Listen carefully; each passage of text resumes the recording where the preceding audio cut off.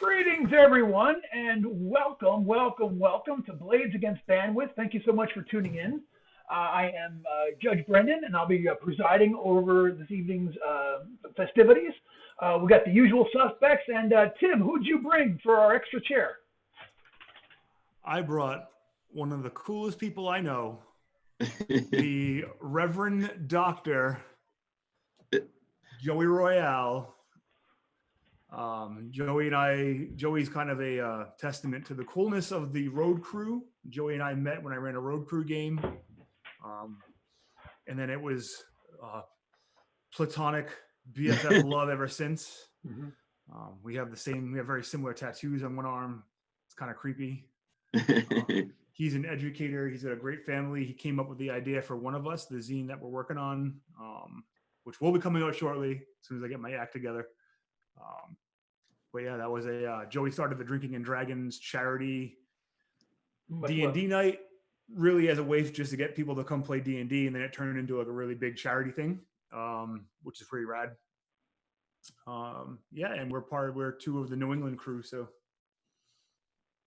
Absolutely. Thank you very much, Mr. Deschane and everybody. It's an honor and a privilege to be your wizard this evening. Joey. Fully, we're so happy to have you here and to to hand over the reins to set this to you, and we're ready to go ahead and get started. So then, without further ado, let's go ahead and get rolling. So when we last left off, we're still in the castle of the now deceased Emerald Enchanter, or is he? Time shall tell. And y'all are currently, you guys went up that hallway after y'all fought all those crazy hands, and decided to slam the door on that garden where that giant crazy who knows what it was hanging out menacing y'all. And you actually found a secret door at the end of this hallway, and that is where we left off. Let's go through it. Okay. So, yeah, we open up the secret door. Okay, so this leads into a room. It is 15 feet by about 25 feet, and here is what you see. All right, so okay, so this wide room is dominated by a massive carving of a skull inscribed into the northern wall. Its eyes are painted red and its teeth are painted green. Otherwise, the room is empty. So when you guys come in, you actually sort of have to pass under that skull a little bit, sort of like, or like, you know, where you look up and it's like right up there above you as you guys enter in on the north side of the wall. You see there's only one other door that leads out of here. There's actually not a door, a passageway that leads out of here going, and you're in the northeast corner. There's a passageway that leads out of here in the southwest corner of this room. There's nothing else in the room, Brendan, besides the skull? The skull is all you see. Yeah, it's it's clean in here. It's got the high ceiling like the rest of the dungeon, and that is the only thing you see in here. I'm sorry, where in the room is this skull? So the skull is on the northern wall. Okay, so it's it's sort of like hanging over everything and looking down upon the room. So just as you guys come in through that secret door, that skull, like, you look up and the skull is almost right on top of you as you're coming in a door in the northeast corner of the room. So the skull is right there looking like, as you guys come in, it's like I said, it's got, give me that description again. Red eyes and green teeth. Red eyes and green teeth, y'all. Are the red eyes fixed toward us, toward the center of the room, toward the other door? It is looking out across at the other, like it doesn't have pupils, so it's a little hard to tell its actual direction, but it is looking straight ahead, which it appears to be the carve. No, mind you, we're talking about a carving here. It is looking directly across at the opposite wall. That's my impression, how I think it would look if it was, Well, I'll look back at these guys and say, if you want, I'll skirt the wall and go underneath it and just kind of check it out to make sure. Like death rays aren't going to come from the eyes or something. Oh, that hurts a little bit. I still have a thing with eyes. I'm still like, it's a phobia. I don't know. I don't know what that phobia is called, but I'll look it up. I mean, Anatole, for the for people who are watching, spent some time as a pair of eyes only. So Yeah. I see. He was a literal pair of eyeballs for a minute there. I know that adventure. It was a good time. So, what is the move, Jeff? What are y'all gonna do? So I'll skirt the wall. All right. I So guess you're gonna go along. it'll be the west. It'll be the eastern wall, and then to the north to All right. get underneath the skull. Okay. So kind of like doing my landmine prod with the dagger. Gotcha. All right. Sure. Yeah. So you prod the wall, prod under that wall. You go under the skull itself, where it's like literally right up overhead. You prod around there at the base of it with your pole, and nothing happens. All right.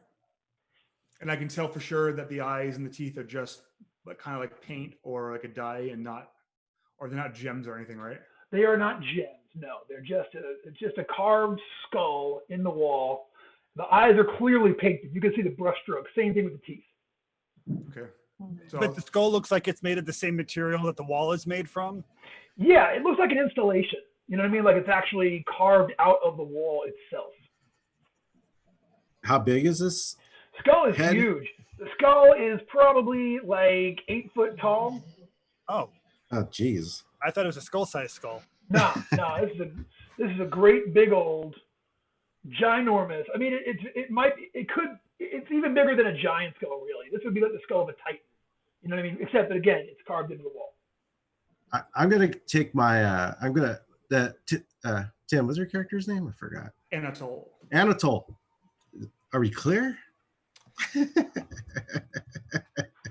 Yes. Oh I'm not boy. sure if I like that tone. To keep you to make it fair, I'll go first.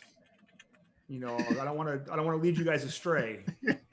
It does look like paint in a an engraving, but No, I'll get up. Let me. We had to duck under to get into this space. No, you have to really duck under it, but as you walk in through the secret door, it's like directly up above you guys. So Wait, you're coming in. It's on the north wall. No, it's looking straight across, but it's sort of comes out into the room a little bit because it's so big. Okay. You know what I'm saying? Yeah. So you're coming in on the east wall, in the northeast corner of the east wall, and it's dead center of the north wall. Okay. So there's nothing obviously obvious on the middle of the floor there, right? In the middle of the floor of the space. No, middle of the floor there looks. Not that I have any talent or any skills to be able to tell. I'm gonna walk out and I'm gonna keep my mirror shield.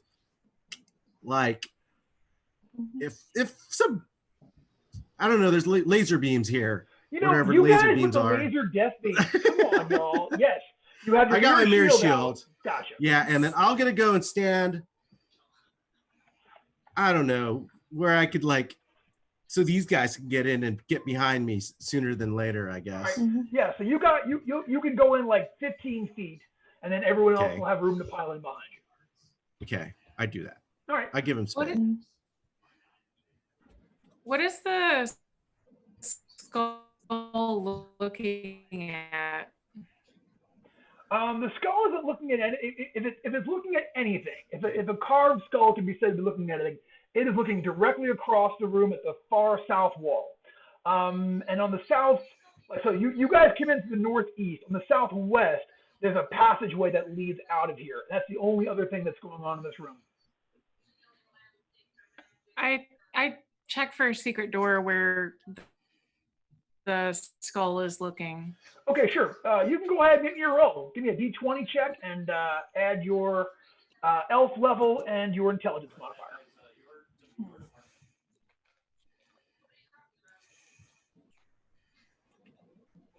4. Yeah, you feel around there on the wall directly beneath the skull, but you don't actually detect anything. It just feels like, solid wall beyond that. I want to go over there and by the skull, following sort of the path that Anatole took, and see if I take my sword and poke the teeth, do they move? Gotcha. Are they you levers? take your sword and you poke the teeth, which you can do. They do not move. They kind of it just feels like it has a little grindy feel on it, like you're just sort of mashing into the stone there. Okay, so they really are part of the wall. Yeah, it just seems to be, like I said, the carving it's like carved directly into the wall itself. Septus follows behind Tia Martha while he so he makes sure that the skull sees the Emerald and Enchanter's ring, so he's kind of like walking up close. You see? He keeps it aloft. I got you. Yeah. So yeah, you walk in, keeping that thing high overhead. Carved skull does not react whatsoever to the ring or anything else. Okay. Well, Forrester's feeling very ignored right now by this giant face, so he's going to kind of hop into the center of the room and kind of take his little jaunty green hat and like spin around on his one big arm, and maybe juggle some stale banana bread. You get down to the dead center of the room and you give it a little bit of personality, give it a little muscle. Hey, little moxie. Yeah, and it again, it's just no reaction. All right, guys, I think he just has like really like tacky sense of decor, so I think we're safe. There used to be like a big black light and a couch and an orange shag rug in here. That's all been moved out, and all that remains is the day glow skull. That's cool. Well, looks like we're okay. Let's check out this door. This was his room when he was in high school. Yeah. There's a weird He's in the middle of redecorating when we killed him. What is that, incense? I think there's a skunk in here. You can still see the marks on the floor where the wicker throne was. Why does it smell like Colorado?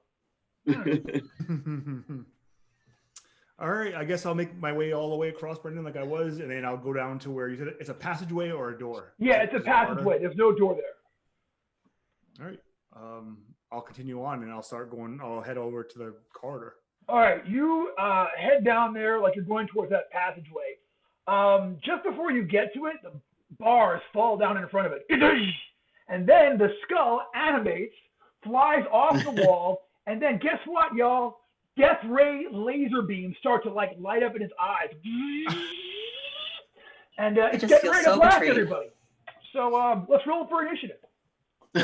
No longer feels ignored, so that's good. I thought you said no laser beams. I feel like I've been lied to. Did I say that? I called the laser beams. If you're watching, you can just mention there if I said there were no laser beams. I mean, there weren't before. No, now there are laser death beams. ray laser beams. I think you violated the social contract, whatever it's called, between the GM and players. Brendan. Yeah. Well, I mean, what can I do but offer you guys a big old virtual hug? I feel like you're not social distancing now. I mean, not shooting us with laser beams would be a start. Yeah. You know what? You got to talk to. This is actually a Joseph Goodman joint. This dungeon. So you really have to talk to him. He's info at goodman-games.com. #whylasers. That's probably your best best bet. So the creature is going to go on a 7. I'm going to start out with you. Joey, what did Septus get for initiative? Septus got a real good-looking 5. Good-looking 5. I love it. Okay, moving across. Tim, how about Anatol? I got 10.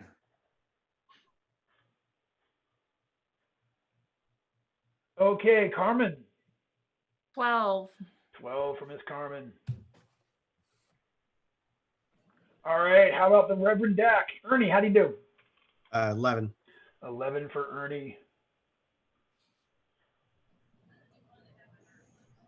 Okay. That's right, Julian. I will take it to Judge Joseph. Nothing happened. I'm telling you, he just was until the pressure plate by the door got walked on. He was just stock still and not, he just hung out there, man. I don't know. He was just a MacGuffin until we stepped on the plate. MacGuffin? No. All right. Val, how about Tia Martha? How'd she do? I got what's known as a dirty 14. Oof, I'll take it.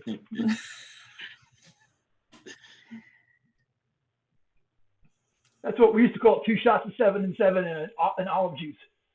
I can't back that up. And last but not least, Forrester, how you do?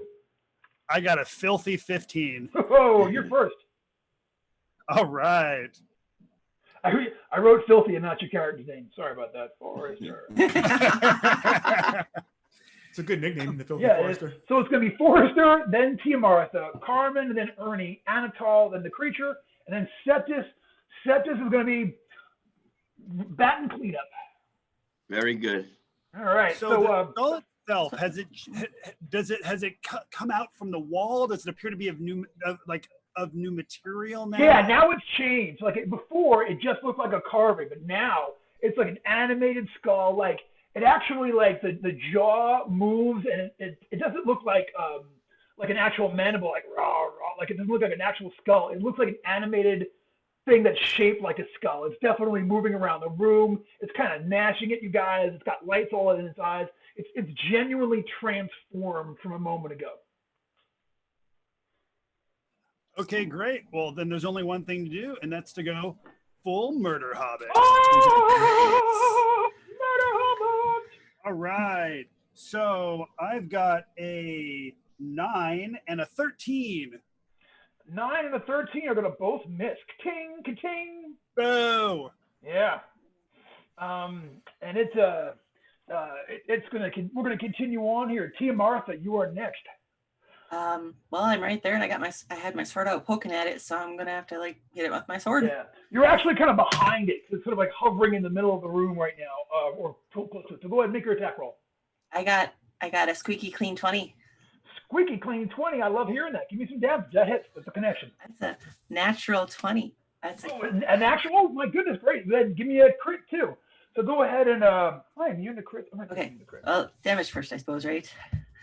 Damage first. Always damage first. A natural 20. That's so romantic. Aren't all 20s? My 20s were less romantic than they could have been. I'll tell you right now, man. Well, that's 3 damage for the normal hit, and then wow, I don't know. I think that might be my first crit.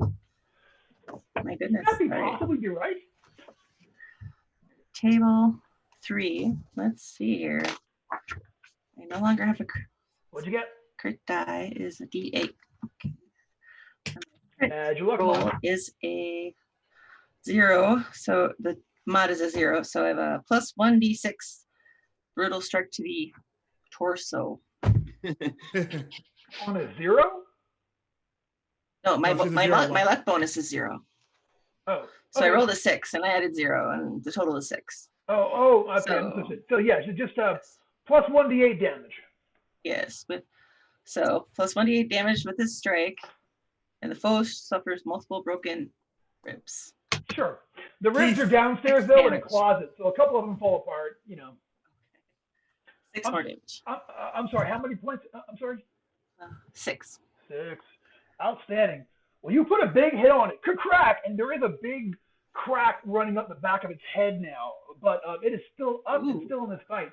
So, Carmen, what's Wiggs gonna do? I'm going to. It has eyes, right? Yeah, they were painted before. They were painted on, but now there are these like pulses of light that are like.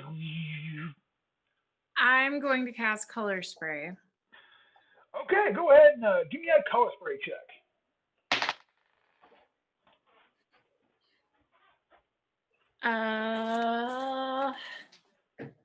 Make a will save or be blinded for 1d4 rounds. Cool. What was your number? It was 14. Oh, wait, no. That was with my bonus.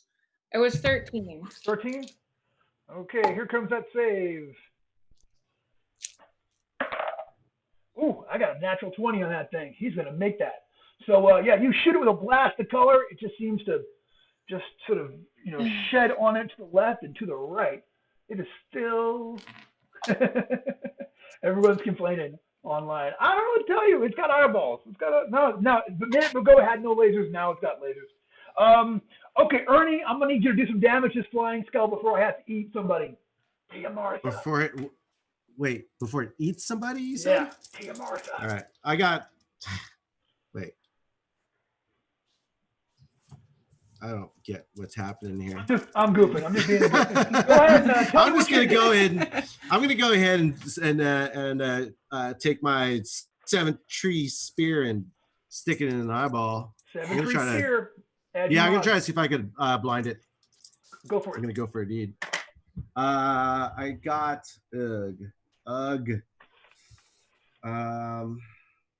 does 10 hit it? 10 is gonna miss today, my friend. God damn it. Yeah, I'll tell you. That's okay. Yeah. So Anatol, so you were at the far end of the room. You're about 25 feet away from there. When you walked over, you're actually on the pressure plate right now. I know it's not on the map, but it's there. You can trust me. Also, oh my God, I'm sorry. I tried my best. And I'm gonna look at the portcullis. Is it like it came down from the ceiling down to the floor, right? Let me look at the specifics. Yeah, the portcullis came down from the ceiling and dropped down into the floor. And if I step to the side off the pressure plate, it doesn't go back up, does it? It does not. I don't see a mechanism as far as raising it, like on this side or that side? No, you sure don't. All right, I'm going to try either through squeezing, bending, or lifting, even though I'm not super strong, to try and like open this portcullis. Okay, give me a bend check. Give me a strength check. Come on, baby. All right, so it's a 17. That's awful close there. So if I feel it starting to give, I will tap into my thiefy luck to harness some of, like, I've seen Ernie do this a bunch of times. It's called leverage. Yeah. And I've also been taking my creatine. So I'll spend 2 points of luck since we're close, which will give me 2d4. Sounds good. Which will give me an additional 6, so that'll make it 23. Man, Anatol gets over there, like, looks at things like, I'm sorry! And he just literally puts bends two of these bars, making a big enough space for any of y'all to step through and get out into the hallway. Well done, dude. That was fantastic. Well, I mean, it's kind of like I put the fire out that I started, so I don't really know if you can... I think so. So it is the creature's turn. So, man, why are you bending his bars? He's pissed. So here it goes. So laser eye beams come out of this thing's face. And I'm going to blast over at Anatol. Here we go. Just eat. He is going to get a 27 with that ish. Wow. You think that'll hit? Yeah, it's probably a very palpable hit. And you take 8 points of laser beam damage. Death ray danger. That's on Anatol? Yeah. I cry out in pain. And then scorches my backside. And then for its movement, it goes ahead and it flies across the room and sort of like it's kind of hovering right over Anatol with its face down over you. And it looks like it's getting ready to bite you with its giant, big, crazy mouth, but it can't go this round. Did it leave melee?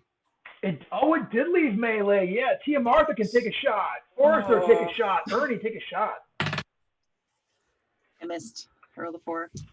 Miss. I got a 9. It's gonna miss. Ding. You ding off it. I got 18. 18 is gonna hit though. 9 points of damage. All right. So you put a big hit on it with the 9, and it is still certainly up. But you can tell you really put you sort of as it flies out of there, you scrape it a good one. But it makes a horrendous noise. You think that if this spear wasn't magical, it might actually have broken. Scraping across it as it did. And that is where we're at when Septis goes. So Septis, You're still over there. You're about like 20 feet away on the northeast corner of the room. The skull has just flown over there, and it's hanging over Anatol, face down, and like looking like it's getting ready to bite him in two. All right. Well, Val told me to ride it like I stole it, so I'll leave a little bit of this wizard left before the end of the game if he makes that alive. But I'm going to burn 2 points of personality. Cool. Who needs personality when you have that beautiful, gorgeous physical ring? So one thing, you can only burn your physical stats for spell burn. It's got to be strength, stamina, or agility. Oh, excuse me. Well, oh man, they're looking bad. I'm gonna burn 2 of strength. 2 of strength. All right, do it up. And what spell 2 are you of going to strength. cast? Magic missile. All right, I want to see you do it. Up Make his that robe, roll. he kisses his ring like a dark side Walter Mercado, and boom, tries to shoot out magic missile. Do it up, cousin. Oh man. 3. Oh. Well, all right, that could have been worse. You so yeah, you're going to lose that spell for the rest of the day. Well, Joey, what is the total? Yeah, let me see. 7. Yeah. 7 with your spell burn? 7. Yep. Okay, never mind. Yeah. Well, okay, so we're back at the top of the order. Well done for the first round, and it's Forrester. Forrester, show them what you got. All right, so where are these bent bars? So Anatol is standing right in front of the bars. He just bent them. Okay, the skull But is where are the hovering. bars? The south. There was a passage in the southwest hallway. And, Oh, that's right. The bars slammed down and over. That's right. Okay. Where the skull came out of the wall, is there now anything there? Any kind of an opening behind it? There's like a depression where you can see where it was in the stone there. There's a smooth, back of the skull shaped, sort of hollow there in the wall where it was a minute ago. All right, so that's not super exciting for me. So I'm going to go ahead and go Murder Hobbit and try to trepan the skull. Okay, I've got a 9 and a 15. All right, that 15 is close, but not quite.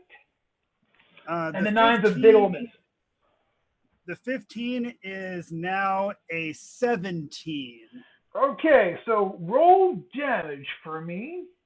Okay, damage for that one that's my lame arm, so that's a lame 5 points of damage. Hey, still though, that's nothing to sneeze at. So you slam it, but here's the thing: I need you to make a check for me. This is a 25%. Y'all good? This is a 25% chance, Jeff. So you can either roll a d4 and it'll happen on a 1, or roll percentage dice, or however you want to do it. You can roll a d20 and try to get a 6 or better. Okay, how about this? I'll roll a d7, and if I roll a 1.75 or lower, then it breaks. Look into my eye. Okay, here's a d8. You said on a 25% chance it breaks? Yeah, 1 or 2, yeah. Okay, 1 or 2. I rolled a 4. Yep, ting! So it kind of chips your one sword a little bit, but it does not smash or break. So you are good to go there. So that was awesome for Forrester. And Tia Martha, you are up next. I'm going to have to go over there and help Anatol. So I will run over there to where Anatol is standing and impose myself between the skull and Anatol. Okay. So you're going to get between them. And lay hands on Anatol and heal him. Awesome. Very heroic. It's only just that I should do so. So let's hope Justicia thinks so also.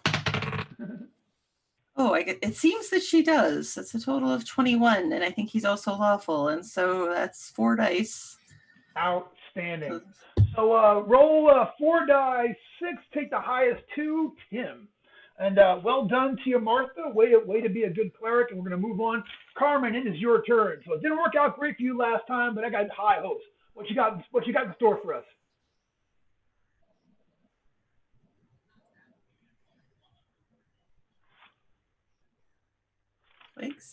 Wiggs. Oh, you're on mute. You're on mute.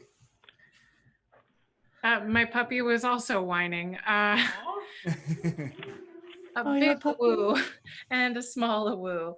I think I'll try color spray again. At the very least, it'll distract it from attacking Anatole. Okay, give it a shot. Okay. These dice might be cursed, by the way. They're the ones from DM Kojo. Oh man, I can't even believe you let them in the house. Playing Kojo, you know I love you. The room I keep them in just periodically sets itself on fire, so I just poured in some asbestos. It's fine. Hi, Kojo. 16. It's just up to 2 individual targets within range make a will save or be blinded for 1d4 rounds. Okay, what's the number? Oh, it was 16. 16. Here comes that check. You know what? It is blinded. Roll to see how many rounds it's blinded for. 2 rounds. 2 rounds. Outstanding. All right, so let me make a note here. All right, it is still up. It is hovering now over Tia Martha, and it is actually Ernie's turn. Ernie. All right. Okay. Yeah, I'm gonna go use Mighty Deed. I'm gonna try to get in between there, just like knock him out of the way, push back. Push him out of the. Push him away. You're gonna push him back out of the way and try to get him away from Tia Martha. Gotcha. Perfect. Yeah.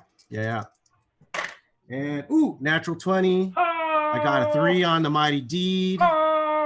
And I rolled max damage, so damage is actually 13 before the Mighty Deed. That's beautiful. So here it goes, okay? Rather than actually roll your critical up, just describe how awesome it is. Oh, okay. Yeah. Yeah, I meant to push him back, but instead I just pulverize him and it just scrubs the dust. Yeah, he turns into a poof. Yeah, just a giant thing of chalk dust that now rains down on everyone. It comes down. Yeah, like my front half is all dust. Yeah. Yeah, like he was in like a samurai film. He's like standing there. There's just dust raining around him. Yeah. You know. Yeah, this thing has been smashed. Well done, all. Sweet. And I'm gonna give everybody 2 experience points for destroying this skull. Thanks. Are there any gems left? There weren't any gems. Like they were just painted. It was just painted. So. Bummer.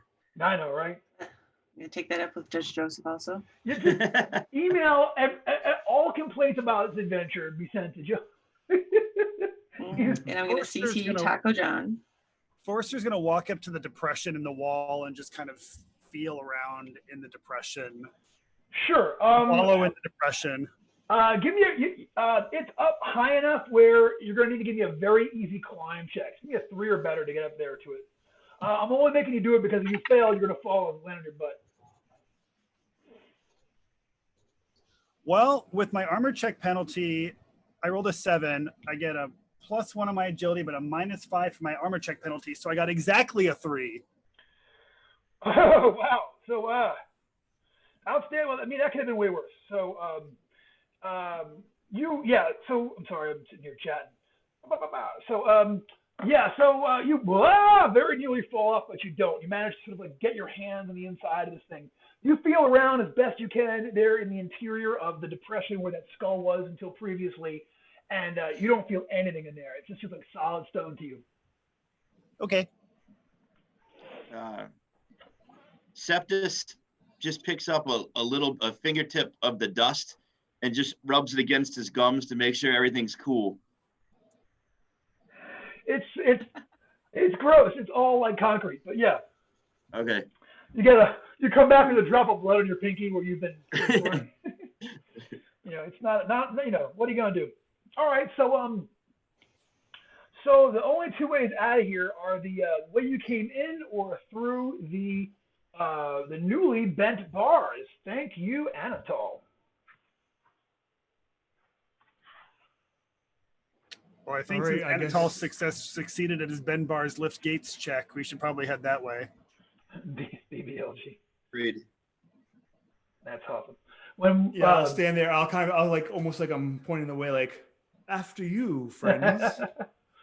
when we were So- kids, Way we out. used to when we were kids, we used to BBLG. We used to our mnemonic for it was Bugbear's Lawful Good. I don't know why, but it just popped into my head from childhood. All right, so are y'all gonna make your way through there? Is anyone else hurt before we continue?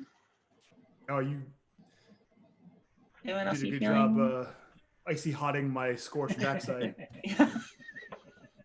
That's. Everybody else is fine. Good. Good. Cool. All right, so there is here is what you see. Yeah, so if you guys step through the vent, we're going through where the bars were.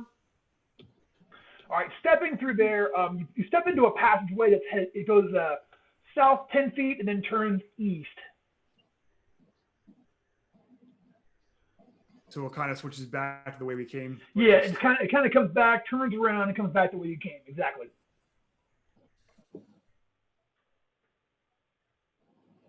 And there's no, so I'm trying to think, because like that's weird to me in the sense of construction. Like there's no, is there a room or a door in between where that would do that?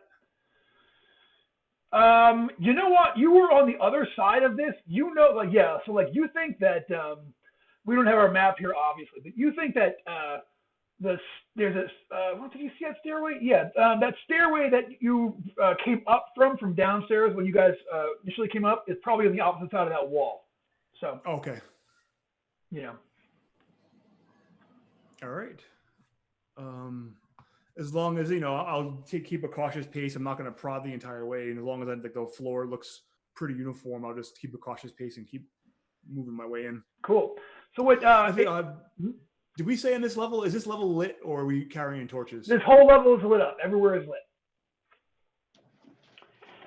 So here it only goes like 5 feet to the east, then it turns south and goes west again. So it just kind of like does a jig-jag around with it. And then at the end of that way is a door. And it seems to be the only way through? That's all you see. You guys can check the secret doors if you want to, but you don't see any other way out of there. And other than going back in through the former skull room and going back out that secret door y'all found initially. Well, if you guys want to check for any secret passages while I investigate the door for danger. Sure, Forrester's going to go ahead and use his small, nimble fingers and his big, meaty sausage fingers to look around for. All right. Anybody who wants to can make a check for secret doors, D20, and add your intelligence modifier. And Tim, you're going to check that door. Anatol's going to check that door for traps. Yeah. All right. Go ahead and give me that roll. So I got a 15 for traps. Gotcha. Okay. And how about the rest of you? I've got a 15 for secret doors. Okay. You do not find any secret doors. You feel around there. You know, you give it the big hand, small hand treatment and find nothing. However, Anatol finds a trap. There is an extra spring stuck into one of these hinges. You're not sure exactly what it does, but there's definitely something in there that it will, certainly not part of the door's normal construction that is going to do something if you open the door. You guys, I think I actually found a trap. Oh my god. I'm gonna cast Detect Evil. I start standing back. Give me that Detect Evil check. Be a 21 Detect Evil. Yes. You believe that there is great danger. You have a vision of eyeballs shooting laser beams. Oh, wait, wrong room. I'm sorry, go back. No, I'm kidding. Brendan, I'll pull all my tools and start fiddling and see if I can figure out how to disable this thing. Sure. I am immediately aware of all evil creatures and objects within 180 feet. In addition, evil creatures and objects shine with a faint, unearthly glow that is obvious to the cleric's allies. And you are lawful. Yeah. You actually don't detect any evil creatures. You don't detect any creatures of chaos that are in that range currently. But you do also pick up that there is that trap, and that leads to danger. Danger, okay. I say.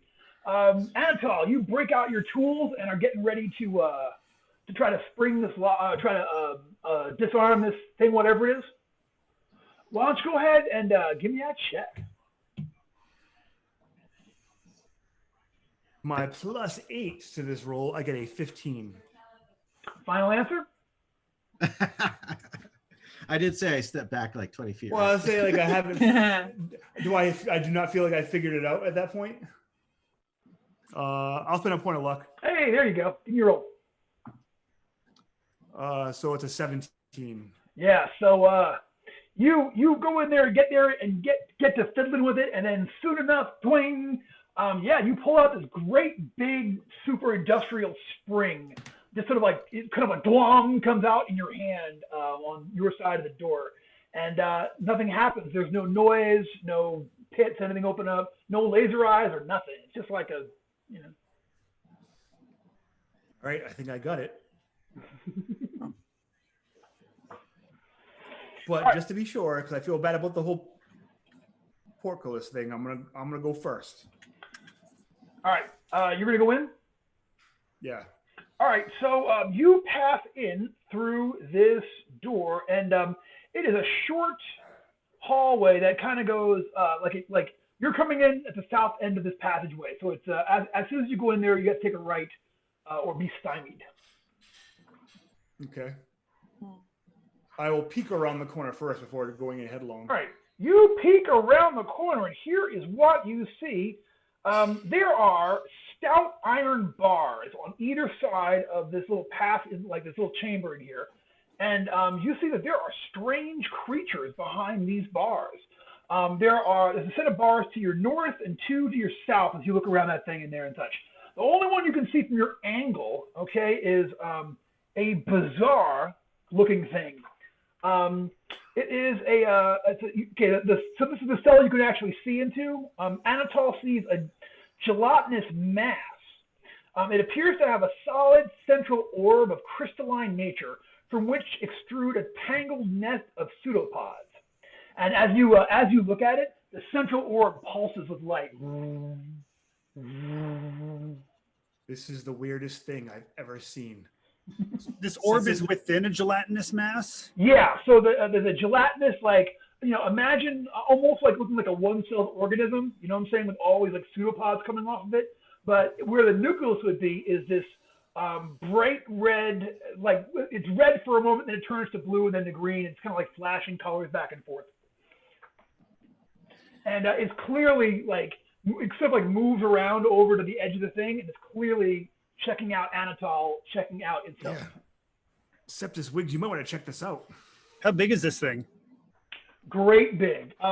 If it was to stretch out its like 2 pseudopods that you can see, they would be at least, it would have like a quote unquote a wingspan of at least like 20 feet.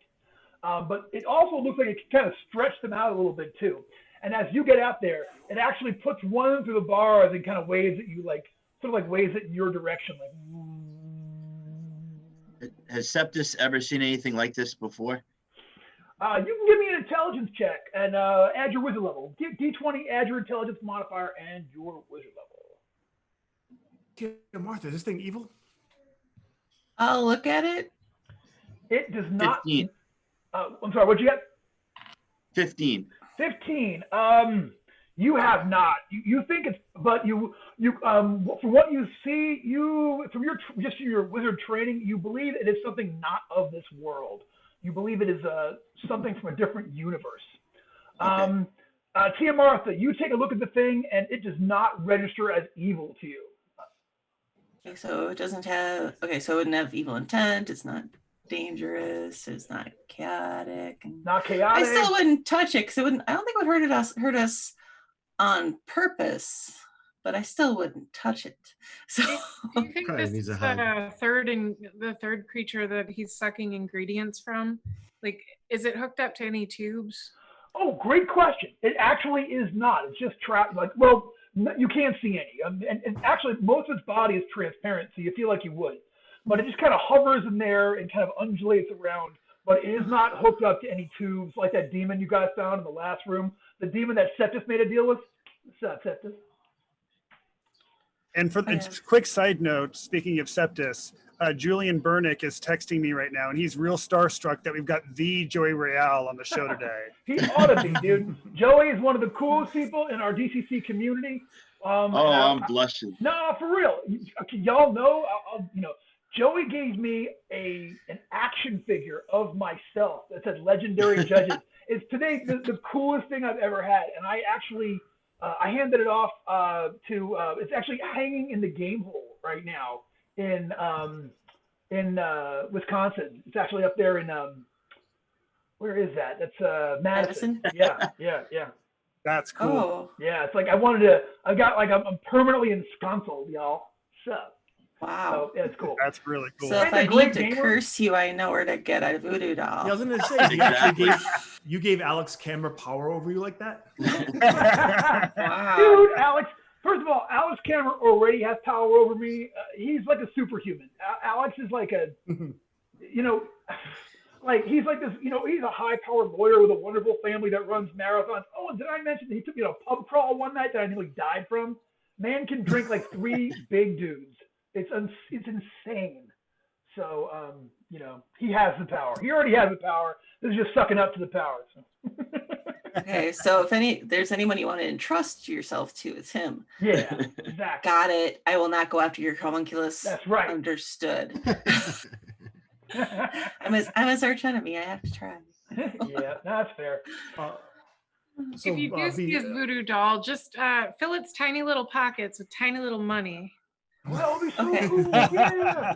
Give him a little back rub. Right. That'd be great, because I've been on my feet all Yeah. weekend. Just like a back rub and a snack.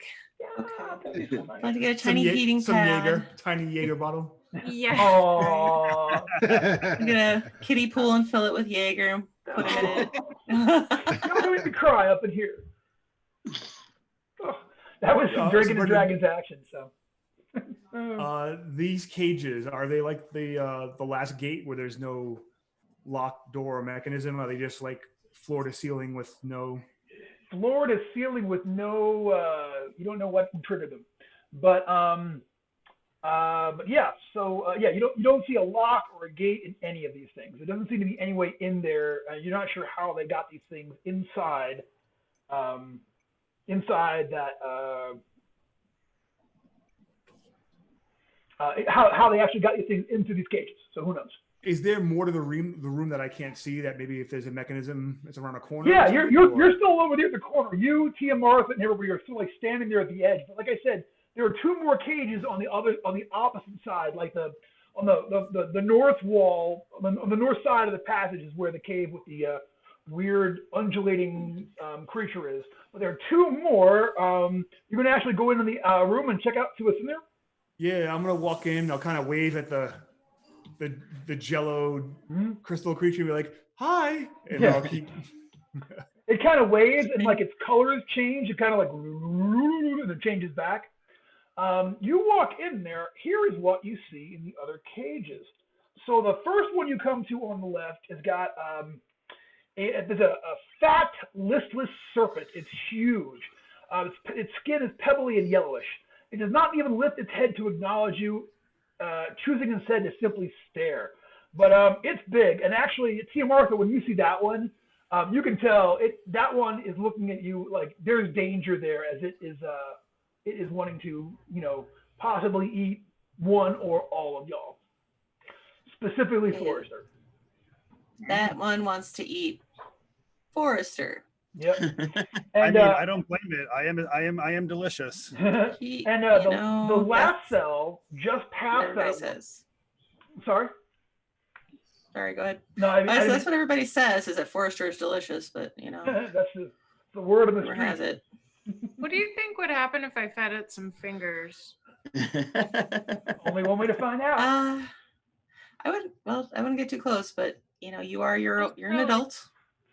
You Adult. you throw a finger inside there. I do, yeah. It looks down at it for a moment, and then No, I like toss it onto its mass so it can like absorb it. The jelly. Undulating. Oh, thing. the gelatin creature, not the listless serpent.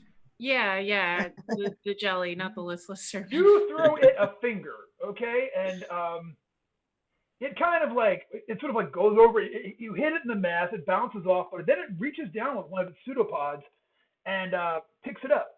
And it's kind of like flipping it over in its hand and taking a look at it, and it's like,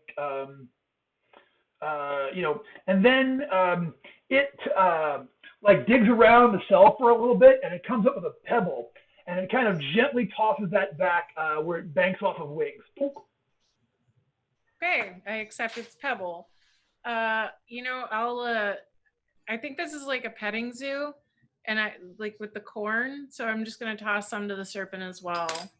Okay, that one lands in front of the serpent, who just looks at it for a second and then goes back to staring at Forrester. Okay, so it wants live food. Hang on, I dropped my character sheet. I'll be right back. All right. In that last cell, there is something crazy in there. There are two large felines. They have tawny orange skin and furry tails. Most unusual, though, is that each feline has an enormous ruby implanted in its forehead.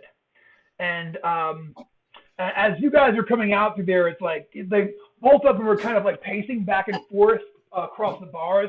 They actually kind of growl at you. One of them paws at the bars a little bit. Relax, kitty. Good kitty. So the gelatinous creature's not in a cage. It's just free in the center of the room. No, it's in a cage. It's behind bars. Mm-hmm. But it can reach a pseudopod out of the bars though. It looks like its center mass, that center thing, would be too big to pass through these bars. It would just bang off stuff. But it's.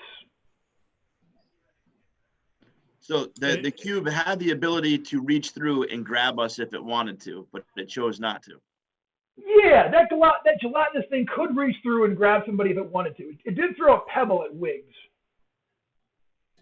I'm gonna look at the gelatinous creature and stare into its crystal nucleus, and I'm gonna project my thoughts in lawful. I'm thinking in lawful as I project deep into its heart, and I say, "Hello, friend. How can we serve you?" Projecting my thoughts. Gotcha. So you try to project your thoughts to this creature. It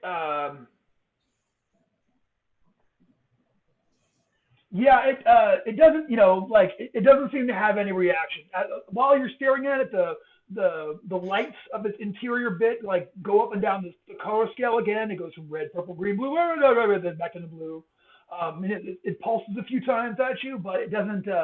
You don't hear any answer back or see a specific reaction to the lawful. I want to test a theory that its colors are kind of like a mood ring, and it tells us what kind of how it's feeling. So I'm gonna start like doing a little dance and like doing some flips and like showing off how good I am at doing a one-armed push-up, and see if the colors like turn into like a warm, inviting color or look excited or. Yeah, they turn. It turns colors, and then when you start doing that, it like flips itself over like romp, and then it kind of like hovers up towards the top of the ceiling for a minute, and then back down, and then it takes two of its pseudopods and it like ties them into a knot, and then like you don't even know how it happened, but they're both separate and like it like inverts itself momentarily.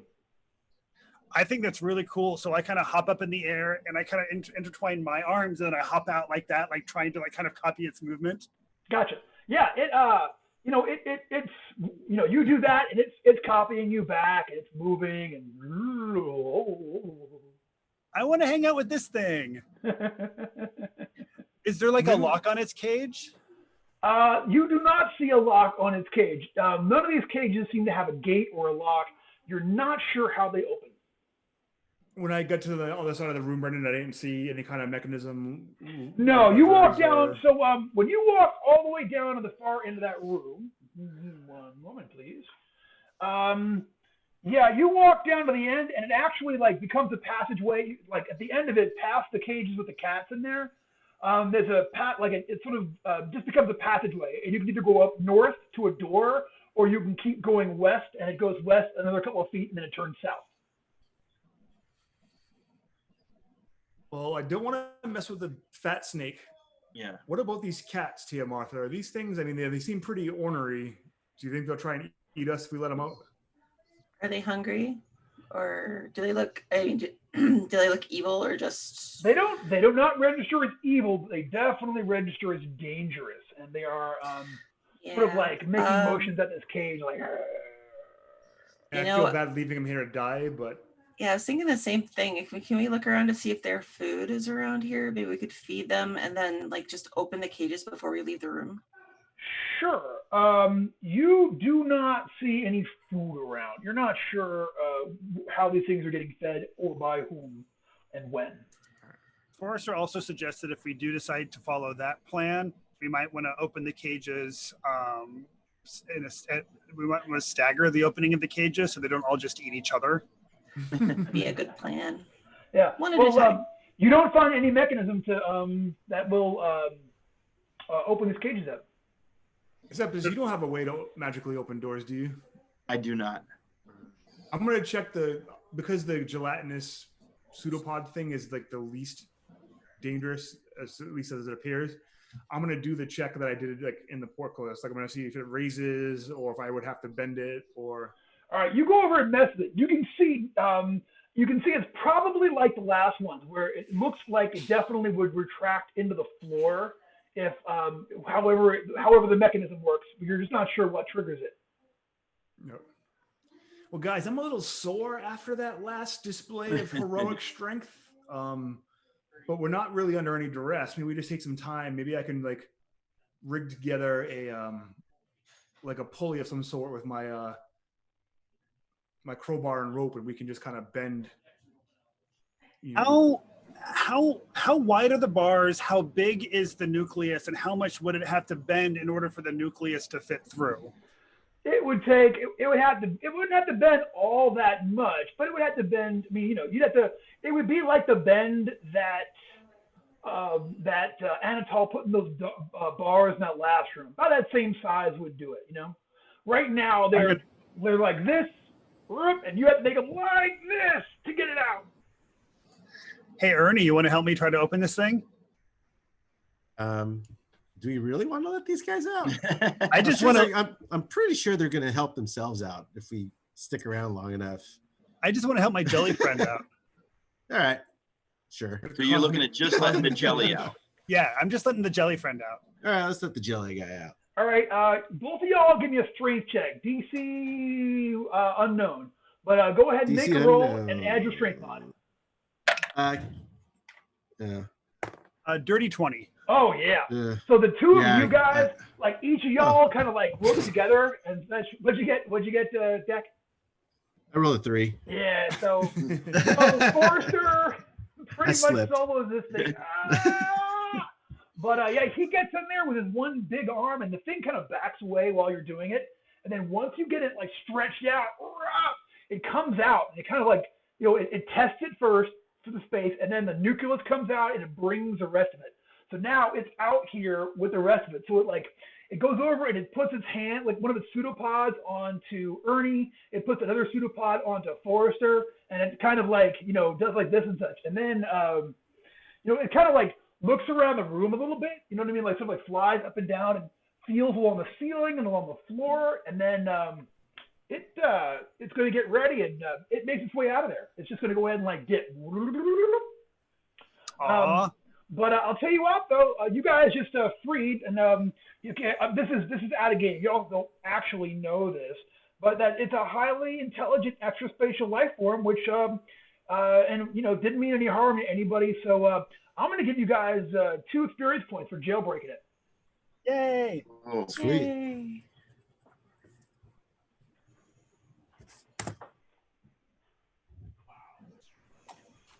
We'll miss you, E.T. It's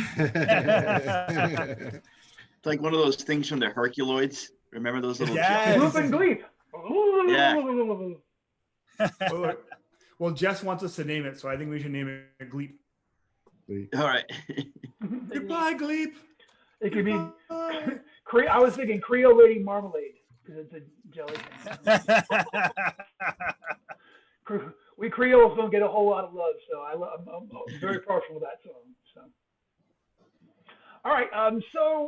There's a passageway out of here. There are 2 more cages.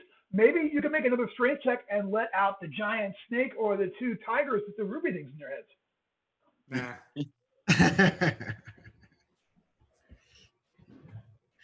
That just doesn't sound like a good idea.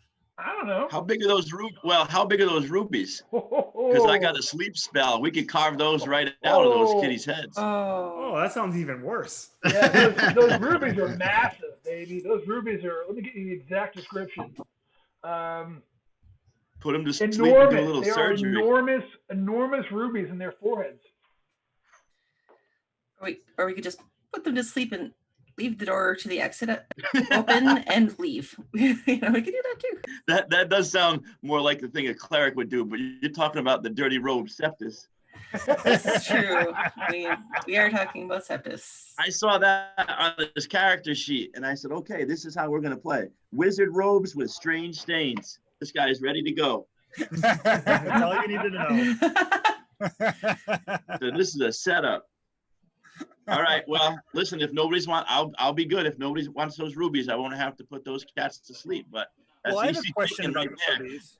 Are the rubies are they generating more danger than the rest of the cat, or less, or is it all just kind of part of the I cat? think it's kind of part of I the don't cat. think that there are degrees of glowing in the Okay. spell. Okay. But I probably shouldn't ask for less. I should ask for more and let the GM decide. Sorry.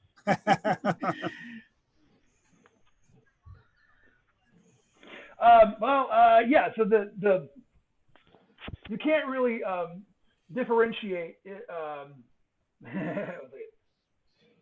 mean, they're dangerous, but I don't know if like exclamation point. murdering a cat for its ruby would be in Anatol's character. Septus is just thinking that ruby would look real nice next to that emerald. He's going to be a magical Liberace by the end of this adventure. You usually have 2 gigantic rubies like as shoulder pads.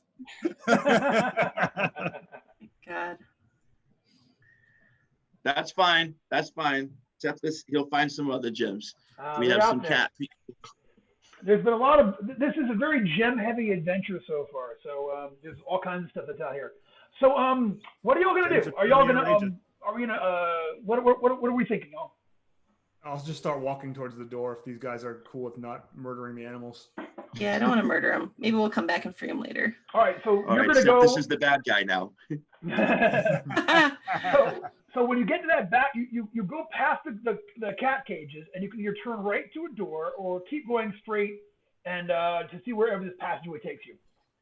Check out the store, maybe. What do you think, Anatol? I mean, so yeah, we can check it out. That way we don't leave anything behind us. Yeah. Okay. Yeah. So we go up to the door. Door opens up to a small, teeny tiny little corridor. The only thing in there is another door on the east wall. So it's like you kind of go through it, and then you kind of got to go backwards to this east wall over here. It's filled with tinier doors. It's filled. I will check that one out. We're gonna check it for traps. Go ahead and make a roll. So you said that doorway though that's it in here, right? There's Yeah, no you open the one just... doorway, and there's another door right there beyond it, like up down the hallway. I got a 9 to find traps. Looks good to you. Then my detect evil would also detect traps. Oh yeah, I heard detect evil. Looks good to you. That looks good to me. And it is not locked? It is not locked. So then I will, however the handle is, whether it's a latch or... It is a latch. I will slowly and carefully open it up. Okay, so you open it up. Here is what you see to your surprise. So it's a 20-foot by 20-foot room, and it's filled with 4 barred cells. And inside the cells are just a bunch of folks, just humans, some men, some women, and when you get in, they all jump to their feet. And they're like, please, please let us out. Help us. Are any of them rating as evil? One guy is radiating as evil. One guy is definitely chaotic. He's like, yeah, let us out. No, he's just regular evil. Like, he's just chaotic, you know. He's chaos, okay. Steve. Yeah, one of Like, Everyone but Steve can come. There are.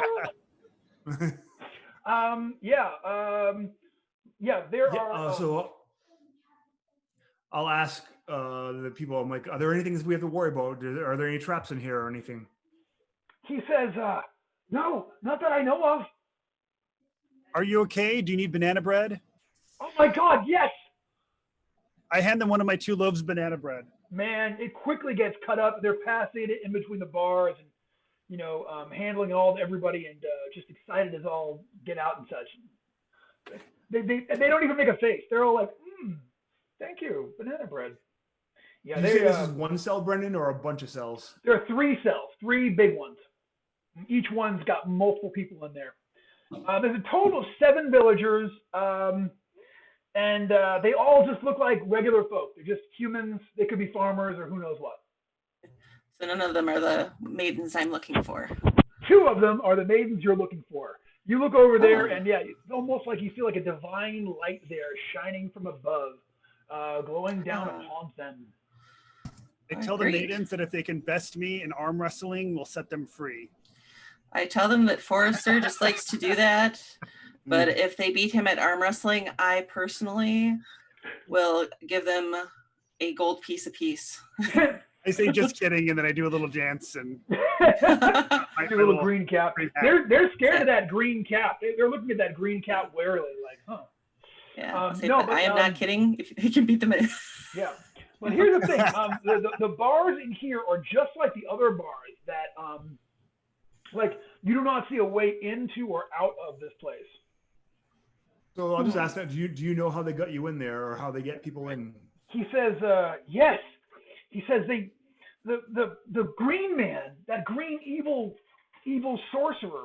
He's dead. We killed him. Yeah, he says. Was he wearing a ring like this? He was. How did you get that? We killed him. Well, to be clear, this elf killed him. Come on, get around, idiots. Come on, guys. They are so excited to hear that. They they hug each other and whatnot. They say he uses some kind of a magical phrase to make the bars disappear. What was the phrase? They all kind of like look at each other. They're like, you know, when he says it, it's like a lot like magic words. Like we don't. We all tried to make a point of memorizing it, but none of us were able to. None of us are wizards here. We don't know what the magical phrase was. Was it abracadabra? Mecha lecca hide, mecha honey ho. I suggest that maybe Septus look at, like, is there an engraving on the inside of the ring? Yeah, can I take a look at what I have on me? I know I have a couple of scrolls. I have a scroll. It says TBD. I have spell books. I have the Emerald Enchanter spell books and his ring. Yeah, you have that ring. You have these spell books. You kind of flip through all of there. I mean, there's a lot of magical words in there. You know what I'm saying? Like the spell book is just chock-a-block with magic words. But there's nothing so clear as to open the bars, you say whatever and such. But they know that he uses a magical phrase. He says he points and he says this thing under his breath and the bars just disappear. And they mostly take people out. They put us all in here a couple of days ago. But they also sometimes will come and take people out 1 or 2 at a time. Who are they? The guards. They look like they're made out of green rocks or gems. And Septus, you've actually encountered these guys previously in here. You have fought a couple of these things, and you also have seen that Tia Martha has reached out to Justicar to actually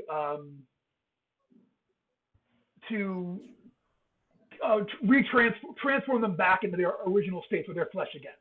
So you have seen that happen in your previous incarnation as other guest players.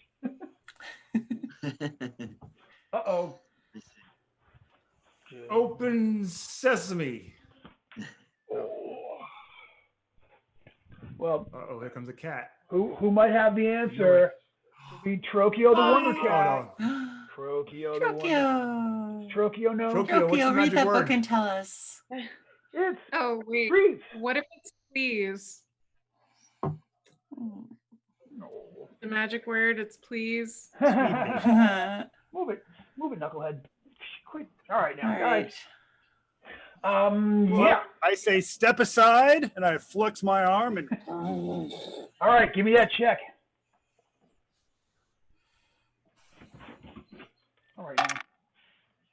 22. Yeah, you are able to like bend the bars on the first cell, and that allows 3 of them to go ahead and climb through. And they run over and they hug everyone, and they're so excited to be free. They're like brimming over with gratitude for you guys rescuing them. All right. How many more are there? There's 2 more bars you have to bend to get out of the way in order to rescue everyone. And does each one require its own roll? Yeah, there's 3 Okay. 3 little sections there. I'm gonna pump Forcer up, slap his face a couple times. Get mad. I asked these.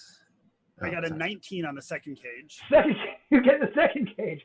People, you gotta understand what this is like, okay? These people have tried bending these bars, and here comes this 3-foot-tall, 33-pound, hobbit who is just putting like, I got it, and they're just like looking at you like aghast at like the power you're displaying.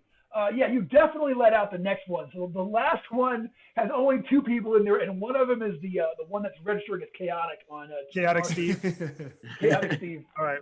Well, let's see if we can get the Chaotic Steve and his friend out of here. Right. I got a 9 on Chaotic Steve. Yeah, like, you're just getting tired. You kind of torch your wrist a little bit. It's just like, and it does not easily open for you, this last one. All right. I'm going to I'll make a try to save Chaotic Steve and his friend. Chaotic Steve. Go ahead and do it. That's an 11. I tried. I visibly tried. It's not doing it. Well, Yeah, maybe I should have tried a little harder to be not Chaotic Steve. this isn't what I was planning to use this for, but I'm going to go ahead and chug my potion of strength and try again. All right. I'm going to go ahead and rule that with a potion of strength on top of your 18 strength that you already have, you can just automatically, twist these bars. All right. Yeah, so you drink that potion of strength and just muffle through it and get them out. And This is going to last point, 8 rounds, so I'm looking around to see if there's any fight. I can start real quick in the next 8 rounds. Steps has been acting a All little juiced squirrely. up and nowhere to go. Chaotic Is- Steve. That's Is awesome. Steve properly thankful? They are, and actually, he sure Yeah, I'll is. punch and him if he's he like, isn't. He's like, yeah, it's great. And you guys murdered the Emerald Enchanter. That's awesome. Fantastic. And the last, his cellmate was the last one on your list, Tia Martha. So when they're freed, you feel like the divine geese, like, being lifted, and you are now officially a 1-god cleric again. As soon as you get them out of the actual dungeon. So, but it's pending. You know what I'm saying? Like you're. All right. Well, should we get Now them out I'm of here ready and to then get to leave. the ship? Well, Because Yes, we've got what we're looking for, right? we found the maidens. We found the Moon Free servant Venus. of Shul. Where do they take? These guys say they every couple days they take a couple guys. Which way do they take them? Where do they take them? He says they go out that way, the way that you came, and they go around the corner there. Well, it's probably when he turns them into these monsters. I mean, What? Ted! oh yeah, I'm sorry. If you had any friends there, they were probably turned into green monsters. Well, they're not monsters so much as they're put under his control. But you know, through the gods, all things are possible. And I have been able to undo that control. And so even if Septus looks at his book, I wonder if there's a counter spell that he could use. You know, it would take some, like, it's going to take some study to actually, like, figure out what all is in that spell book. It's going to take some downtime and some, and you know, some heavy reading. It isn't anything you can do casually, but it's nothing you can do about before Forrester's strength potion wears off. But all right, let's go, and Forrester can just knock him out, and we'll tie him up. He's got to get this energy out of him. Right. And start taking it out on us. So who am I knocking out?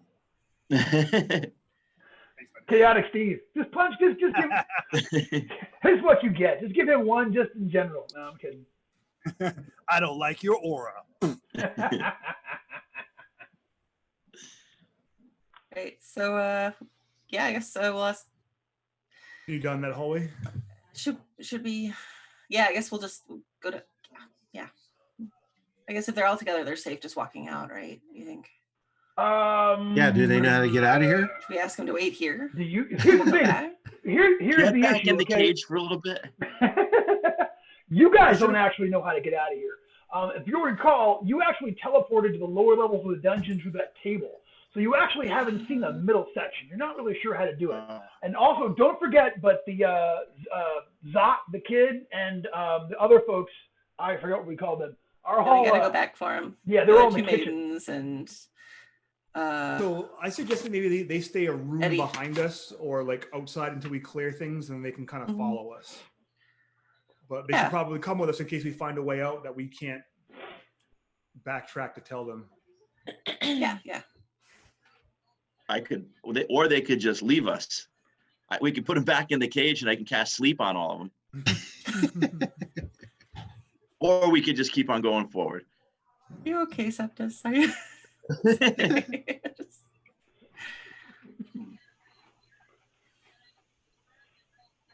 I like the idea of keeping them like a room behind us. Yeah. All right. So they're not with us. They're not in danger, probably. Because Forrester just wants to get out of here and get them out of here, and that seems like the safest way to do that. Okay. Is this the new Office show? Oh, right. Are we supposed to stop and like give our opinions of each other to the camera? I'm gonna start sprouting mung beans in my game table drawer. Cool. No, last night. Old guy. Never mind. It's a deep dive. I didn't get that one. Last night we did the office hours show for the first time, and it was 2 hours of supposedly we talked about Goodman Games. Mostly we shared adventure ideas, and then I spilled tea on myself. So it was it was fun. I had fun. So we're gonna keep going forward, and we're gonna leave. We're gonna have these folks stay one sort of like room behind us. Is that correct? Yep. Yeah. You got it. All right. So from here, there's no other way out of this room here. Okay. You can go back to that door that led to this jail room, back to that door that leads into the hallway, and then follow that corridor down. Sounds good. All right. It goes like left, right, left, right, left, right, left. You go, it's like little zigzag going down. You find a corridor going south. You go down that corridor about 25 feet, and you can either continue to go forward into what looks like it's leading into a room, or you can take a right down this hallway. Looking down the hall, Brendan, does it continue on to anything? Like, is there a door at the end of it or a chamber? Or... You look down the hallway, it goes about 30 feet east, and then it turns north. I feel like if we go that way, it's probably maybe more loot we can get, but I don't know if it's looping back up that way. I'm not sure if that's the way out.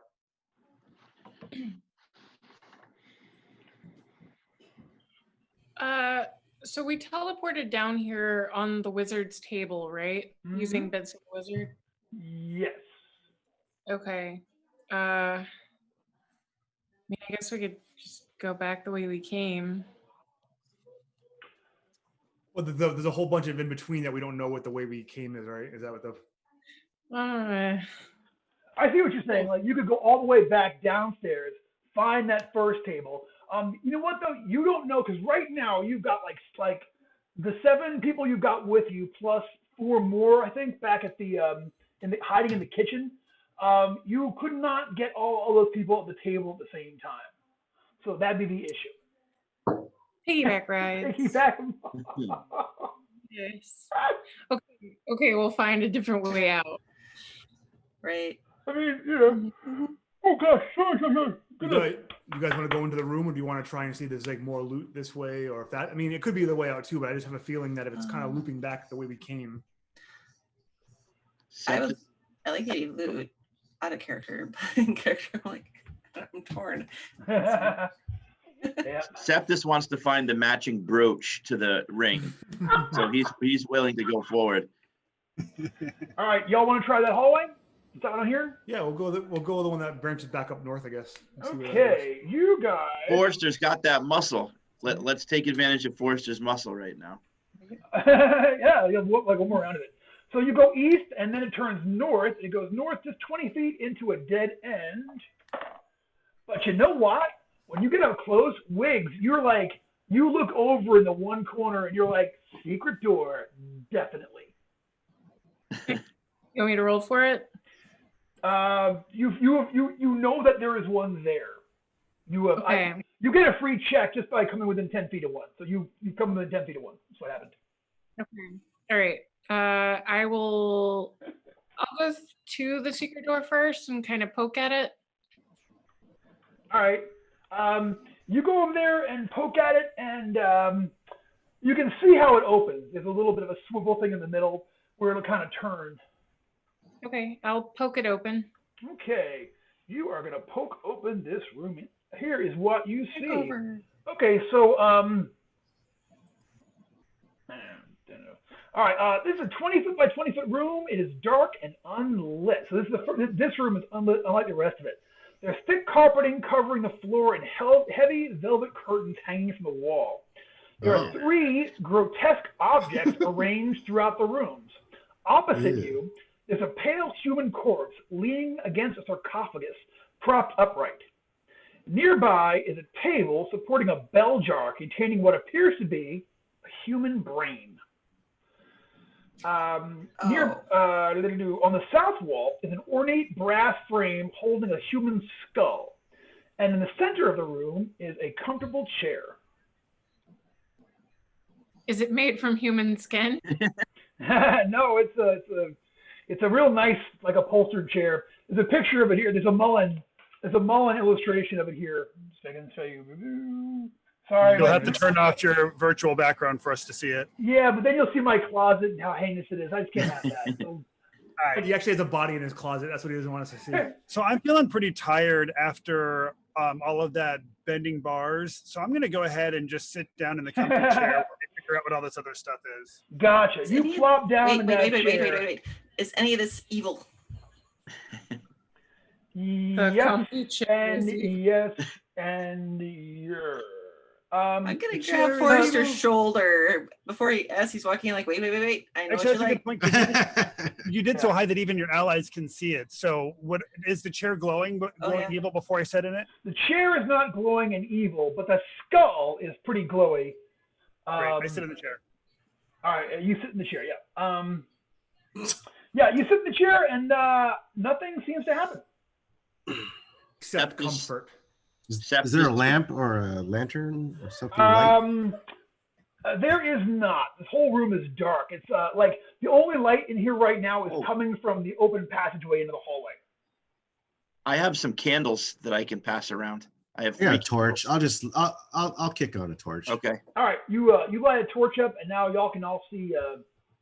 Y'all can all see good. Y'all can all see fine in here. But yeah, so it's heavy curtains along all the walls. It's a sarcophagus. There's a brain in a jar, and then there's that skull that is there's like a brass frame on the wall there that's got a human skull on it. And Tia Martha, that skull. I'm sorry. A brass frame? Yeah. Imagine like a shadow box. Okay. but a shadow box made out of brass, and in the interior there's a skull sitting in there. A skull-sized skull? Skull-sized skull, yeah. In fact, this one looks like a real anatomical human skull. Like, you know. And it's evil. It's registering to, T. Martha says of all the stuff in there, I mean, the whole place radiates a little bit of, but that skull definitely radiates, chaos, you know? Well, that corpse catches Septus's attention. So he's going to go take a look. There is a corpse in the room, right? There is, yeah. The corpse next to the sarcophagus is the body of a tall, thin man. The skin is dry and cracked, pulled taut over the bones, and it appears that the cadaver has been deceased for many decades, if not centuries. The sarcophagus is plain and unadorned except for the astrological symbols carved on the inside where the head would go. And there's a plaque on the sarcophagus, and it reads, Festipides. What does it read? Festipides. Festipides? I'll spell it out here. Hold up.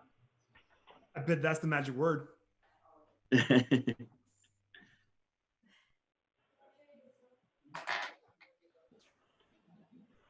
a Thesdipeds. Festipides, it says. Festipides. So Septus sounds it out loud. You say it out loud, nothing happens. Go ahead, Septus, Wiggs. Both y'all make me an intelligence check and add your wizard level to that.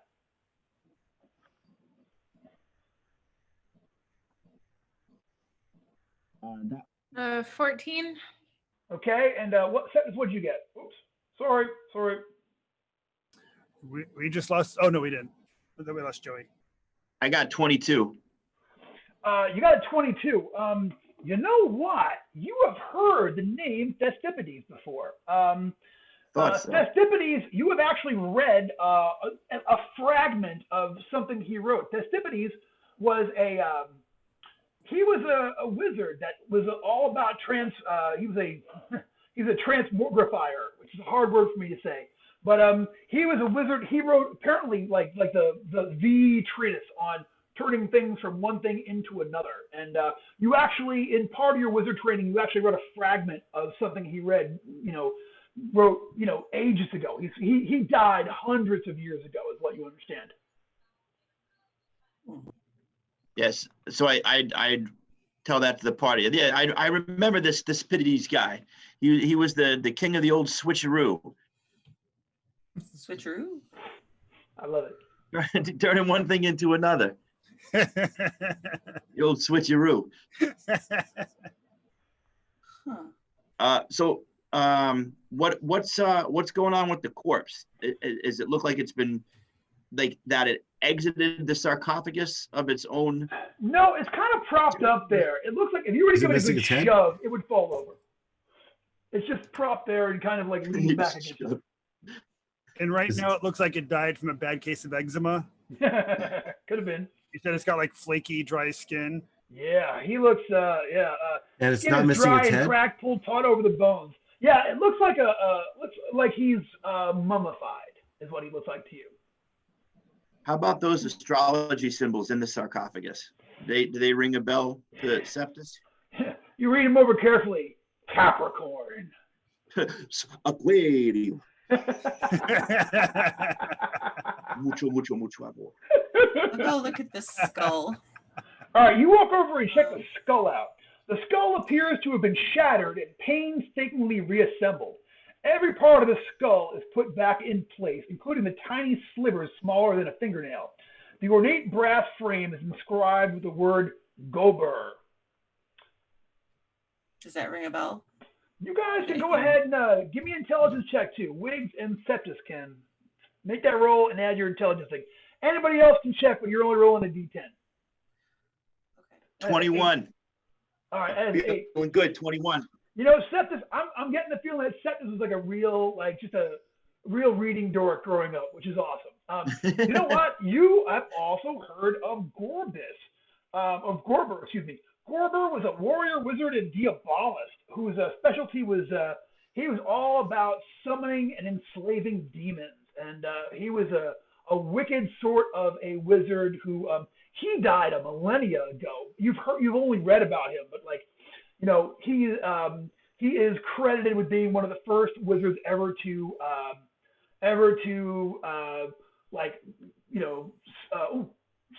one of the first wizards ever to like completely take over and control a demon and ride around its body. Awesome. Yep. Starting to internally question the kind of reading material that Septus indulges in.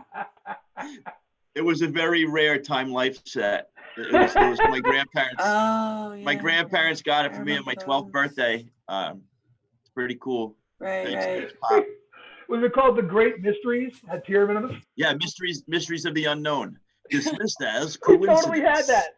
No, Yeah, I did too. Lori had that I still before we got collect them. married. Did you really? Look, Oh, right here. I wish I had known. We got rid of those before we moved back from Massachusetts. This was the book right here. Yep, we got Mysteries that. of the Unknown. Yep, I love Oh my God. that's so funny. Cool. This is hitting a little too close to home, guys. I know, A little right? too close to home. Did I hear thunder? Here, my dad had the solar system one. Is that right? Set. Hey, Time Life books. Don't ever, you know. Those are cool. Later on, I'll tell you the story about the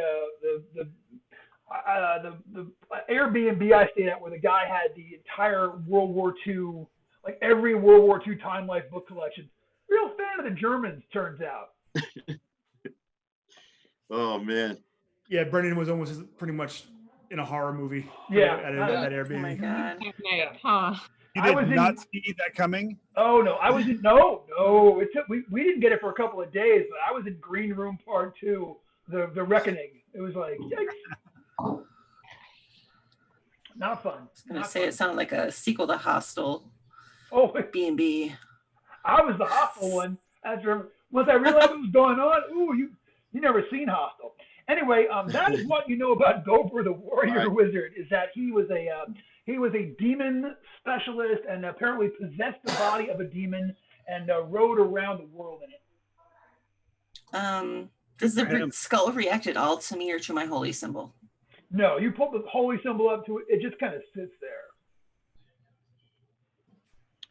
So there was If I touch it with my holy symbol. I'm sorry, go ahead. Maybe if I talk, hey, hello, Excuse me. hello, anyone there? You just try hollering at them and nothing happens. There was the corpse, the skull, the sarcophagus. Did we miss anything? There's the corpse and the There's skull. the brain. There's the brain in the jar. Yeah, brain in you the go jar. over there and take a look. The glass jar holds a bluish fluid that contains a human brain. The brain is old and bloated, apparently of great age. A plaque on the jar reads, Estrobian. Once again, give me that check there, guys. D20, add your intelligence and your wizard/elf level.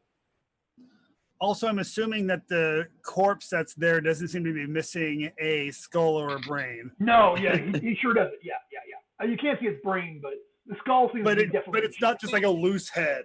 No. Septus got a 12 on that one. All right, Yeah, I got a 5. all right, sorry, y'all. Yeah, this one you're like, huh? That's a puzzler. Estrobian doesn't mean anything to y'all. Can I search for any secret? I know we're in a secret room already, but like any secret caches where they might have hidden like money or books or notes or anything? Yeah, you go through there and you look, like you kind of feel around the sarcophagi, around the back of the sarcophagi, under the table, you check under the rug. You know, you feel inside the seat cushions, and you do not actually come across any cash. No loose change or anything, huh? So Forrester's feeling pretty rested at this point, so he's going to go ahead and get up from the very comfy chair and start looking behind all the heavy curtains and under the rug. Gotcha. I was feeling around the cushions while you were sitting in the chair. Excuse All right, me. I Pardon guess I me. get up. Yeah. Second. So I get the you check behind all the curtains. They just seem like pleasant wall coverings to kind of give this place a very purple and velvety look. How about does the carpet lift up? Can I look under it? Yeah, you can lift up that carpet, look under it. There is nothing under there but floor. And Septus is thinking those curtains would make a nice new robe. You might not have time for that. You know, a good tailor. I'm a glove maker. Hey, There you go. I can make some lovely gloves out of these. yeah. Man, I don't know. It's just asking for trouble. Who wants to touch the skull? Who wants to open up the jar? I mean, I kind of want to combine all of the body parts into one, just like a Mr. Bones or a Well, that's why I was asking about the corpse, because I didn't know if that's what was going on here. But since they have 3 Yeah. different names, I'm pretty sure they don't all belong together. Waiting for someone to dump one of the fetuses Yeah, in with they're- a giant brain. Yeah. You know what's coming. You know, Val, you know that's on its way. I'm just waiting for a fetus to get involved in this thing in some, you know. Can we pull the shadow box off the wall, Brendan? Yeah, you can. Or does it have like an? Here it comes. Yeah, I just don't know if you I stand should. back.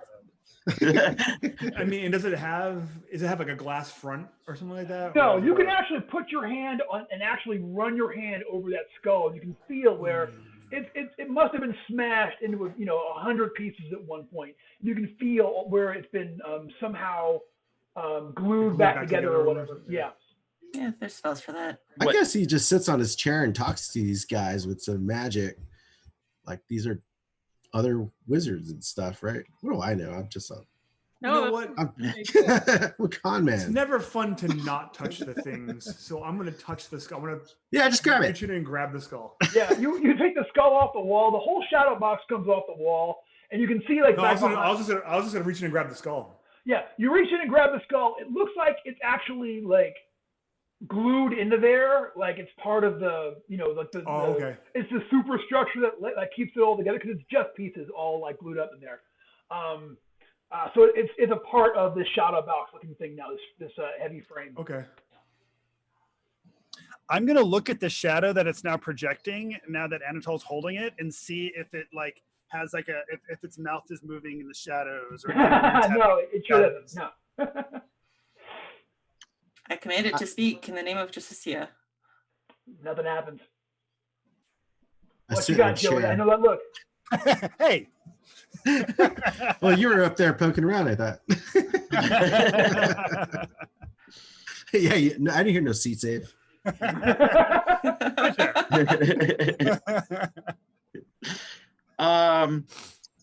Boy, well, is this corpse completely bare? There's I'm looking at the illustration here. He's kind of got like a wrap thing around the, some parts. ooh, let's unwrap that corpse. I mean, it's exactly what you expect to find under there is found. No kind of weird markings on it. No. I mean, define. No. Well, no. Yeah, you look under his wrappings. It's just what you would expect under there. He's been mummified. No tattoo spells or nothing like that. No arcane like tramp that. stamps. No. That's it. You hit the nail on the head there, Forster. That's exactly what I was looking for.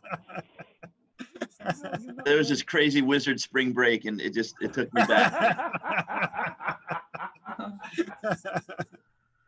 I'm gonna ever so slightly just tap that jar that the brain's in with my fingernail.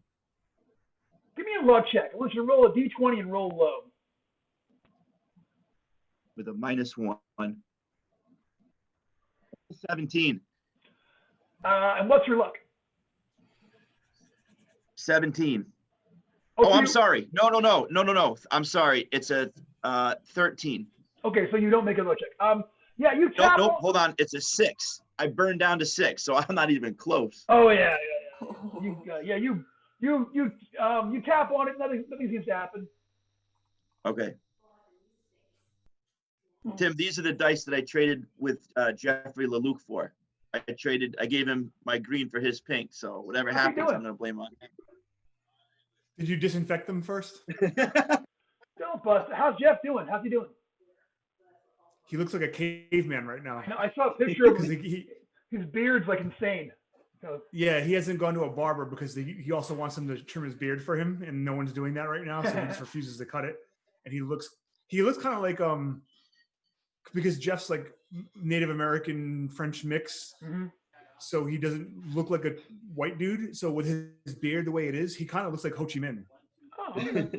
Yeah. I have that. I took that one great picture of him that I will make into a T-shirt one day. It's amazing. Yes. So guys, do you want to just take this stuff since we're like don't seem to be getting anywhere with it? We can just steal it and then maybe Septis and Wiggs can investigate it.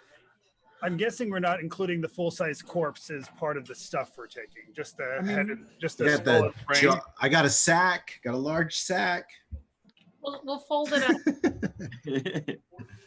Oh yeah. Before we leave, can I just look behind the curtains? Yeah, you look behind the curtains. You don't see anything but wall back there. It just looks natural. All right.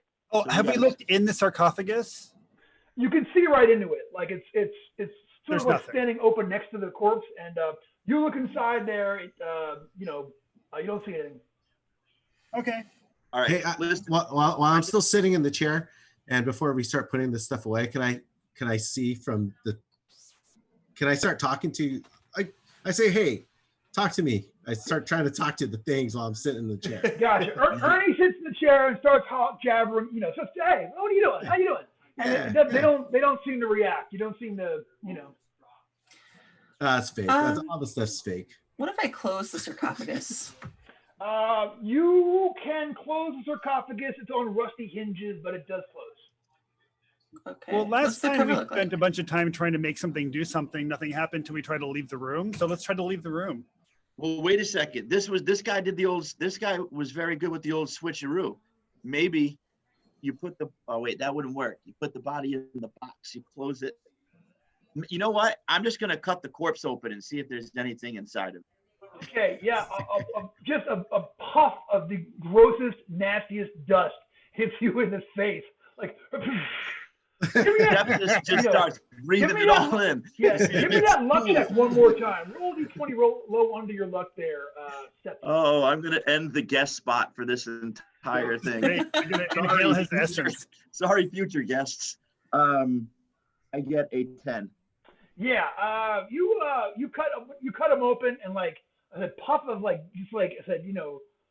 dead person dust hits you in the face. You have a good big inhale of a 300-year-old dead wizard. It's vile, but This is how Septis gets possessed by a, millennial-old wizard. Well, like the Victorians used to use mummies as medicine, grind them Absolutely. up. Does he get like special powers from inhaling the dead guy dust? what are you going to try doing with your new special power that you think maybe you? Nothing apparent. The only other than the fact that it's just triggered his allergies, you don't really notice anything of real power. Okay. All right. Well, we've milked this room pretty dry. Yeah. Let's go. All right, let's get out of here and go to the next area. All right, you I'll guys take ready? the brand jar. Yeah, we go back down now, back to that big. Was it a big room? You said. Gotcha. Yeah. So you go back out into the hallway, and so coming back out, so you go out the secret door, go south, you go west, and now it deposits you into a largish room. And here is what you see.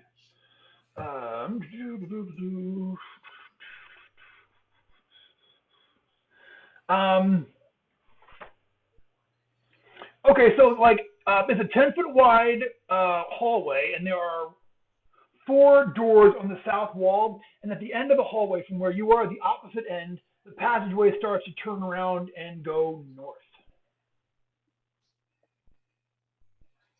4 doors. Let's make a deal. You guys want to start just go clockwise, check out doors? Yeah. Do they look different? No, they all look the same. Tia Martha, you get any vibes from Yeah, are any of Oh, them you know trapped? what? Actually, no, you don't detect neutral. You detect danger. There's danger in your range, but you don't detect an evil. There is, however, danger nearby. Danger. Right. But if one of them was trapped, it would glow. Yes. None of them are trapped. No. Okay. You're actually still in range where you're detecting the evil off that skull too. It's still within 100 feet, so that's throwing you off a bit. There's still evil up that way. Okay.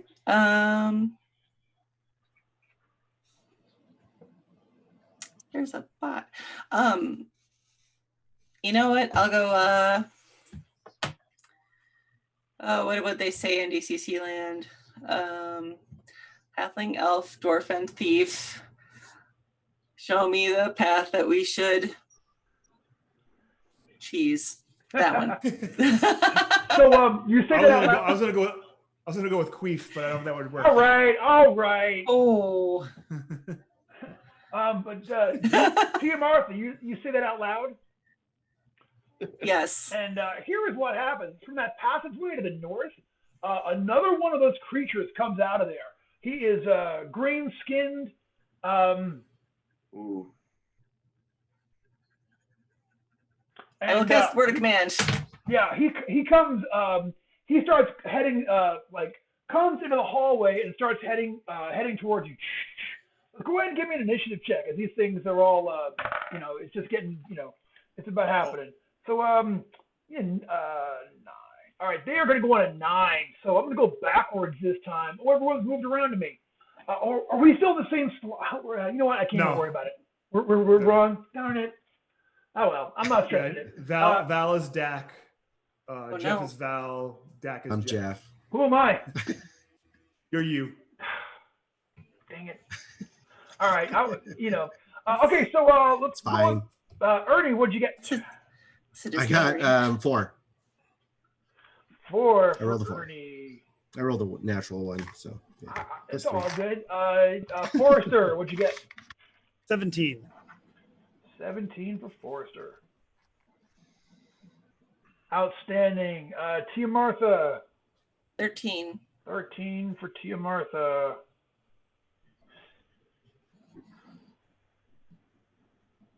Wiggs.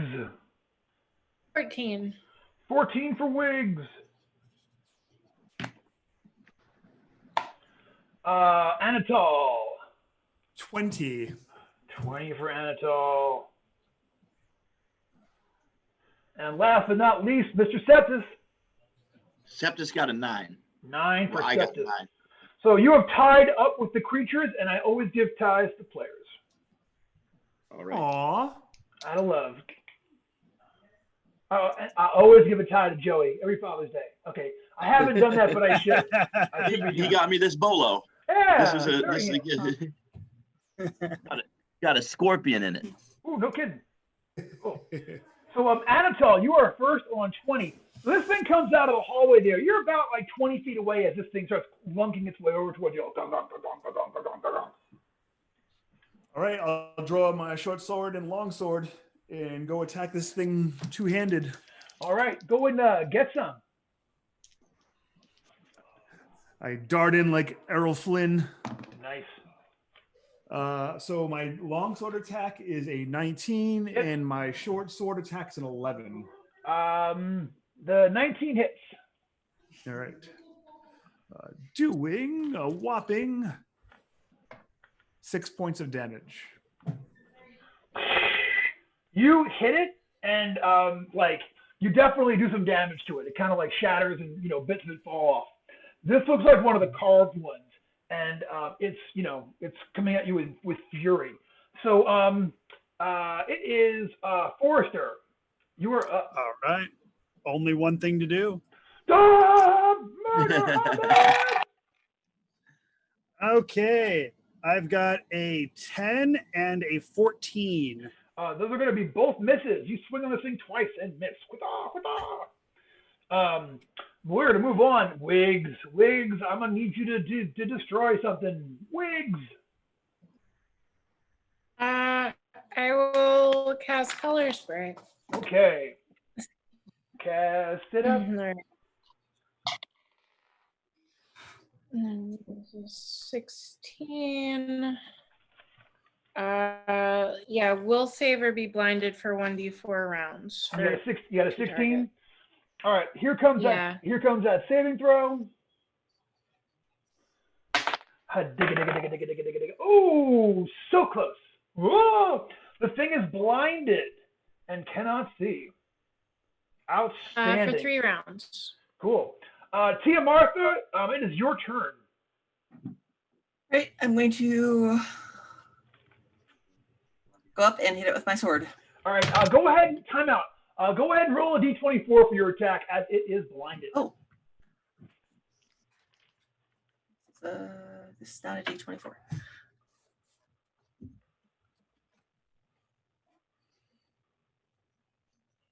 Oh, look, it's nice and shiny. Ooh. Oh, it's a 24 to hit, but it's a dirty 24. So, yeah, what'd you actually score on the die? It's a 23 on the die. Cool. That's going to hit. Give me damage.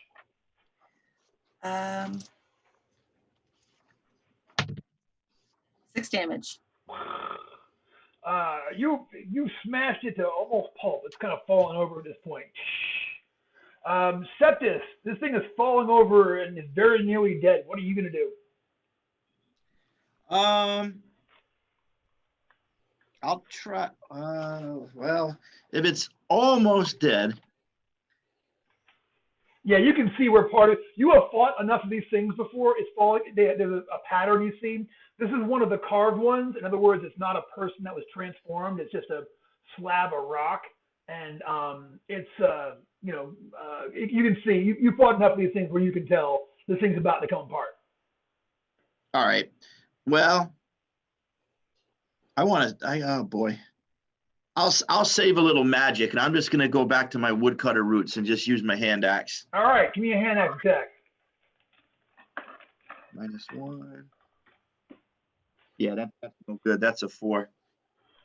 4 is gonna miss. You kind of bank off of it. So the creature is blinded. So Tia Martha attacked it. Forrester attacked it. Anatol. Waze cast a spell. Ernie hasn't gone yet. So I'm gonna roll random. 1, 2, 3. It is going to take a swing at Wiggs. It is blinded and is only going to get to roll a d16 for its check there. Watcha! However, it got a natural 16. That is a crit. And I will drop it down 1 die on its crit check because of that. So, Tia Martha, you take... I'll be a little pedantic for a second, but my impression was I thought halflings were the only ones who critted on a 16 on a d16. I thought that was a special halfling thing. Well, this is, maybe this is my understanding of it, but what I've understood that you crit on your maximum number on anything, and what I do for that is I actually drop them down a crit die for whatever it is, So he'd be normally rolling a die 6. Now I'm going to roll him on a die 5 on this. At least that's my, I tell you what though, if you're watching at home, throw that up in the if I'm wrong, throw that up in the comments because. Well, I think Brendan, actually, it's just you have to also hit, right? Where it's not an automatic hit. And hit. It's a 22 with the natural 16. So I mean, Unlike anything DCC related, it's all judge fiat.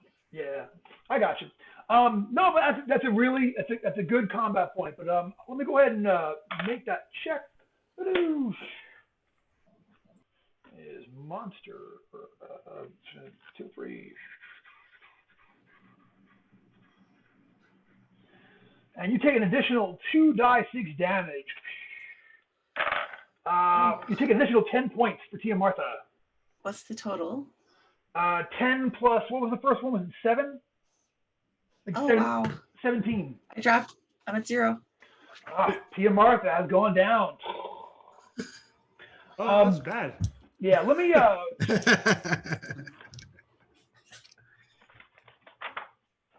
See, now it matters. So let me go ahead and call this out here. Critical hits. I had this discussion a while ago, Brendan. I think it's actually nothing in rules is written that actually says one way or the other. The closest you might get to it is on the two-handed fighting table. where that one. Yes, that's the rule. What is? Where like the only like generally you only crit With you when you max out both dies. Yeah. And but halflings only need to max out one. And I think that's the only place where there's kind of details on that. Yeah. All right, but it's really not. It's not really written in stone. I know Michael. Not that I want to compare you to Michael Curtis. I know Michael has not let me crit on a roll of a 16 as a non-halfling before. Huh. But he also doesn't let you spend luck for damage. So see, no, I'm kidding. Yeah. All right.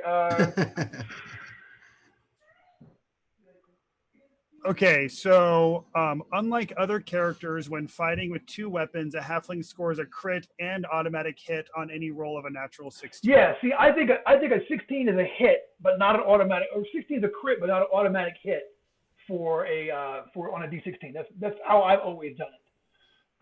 Sounds like a fair interpretation. Yep. Especially since it's not clearly stated one way or the other in the rules, then it's GM style there. And what I do is I drop them down on one die on their attack roll. So Tia Martha falls. Also this round, all those doors to the south open up, and out come 6 more of these things that all come stumbling out towards y'all. This ain't good. Oh, I believe in you guys. Y'all got this. But there is a whole crew of them. So they can't attack this round, but next round they will be wandering on in and doing some damage. So Ernie, it is your attack now. The guy that just took down Tia Martha, he's still up? It's teetering, but it's so what if one of you guys wants to go over there and take care of that guy, and then I'll try to hold the mod that just came in back. That's what I'm going to try to do. See if I can get more. I'm going to try to push him back and try to get more than one. Okay, so there's 4 doors out of there, and they're like, yeah. So like they're all kind of coming out of those 4 doors to the south wall. So there's so they're just pouring in from all the different directions. Yeah, they're all the south wall. Say again? Yeah. Do they each have their own door? No, one's got 1, one's got 2, another's got 2, and one's got 1. So there's a total. Okay, so there's no one set group.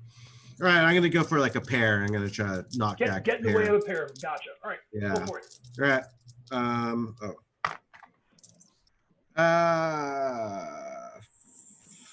I got a 3 on the deed. My total is 12. 12 is going to miss. You get up there and you're like standing there and blocking 2 of them. I'll say it's these 2. Yeah, I'm gonna try to. Yeah. My fighting is not very good today.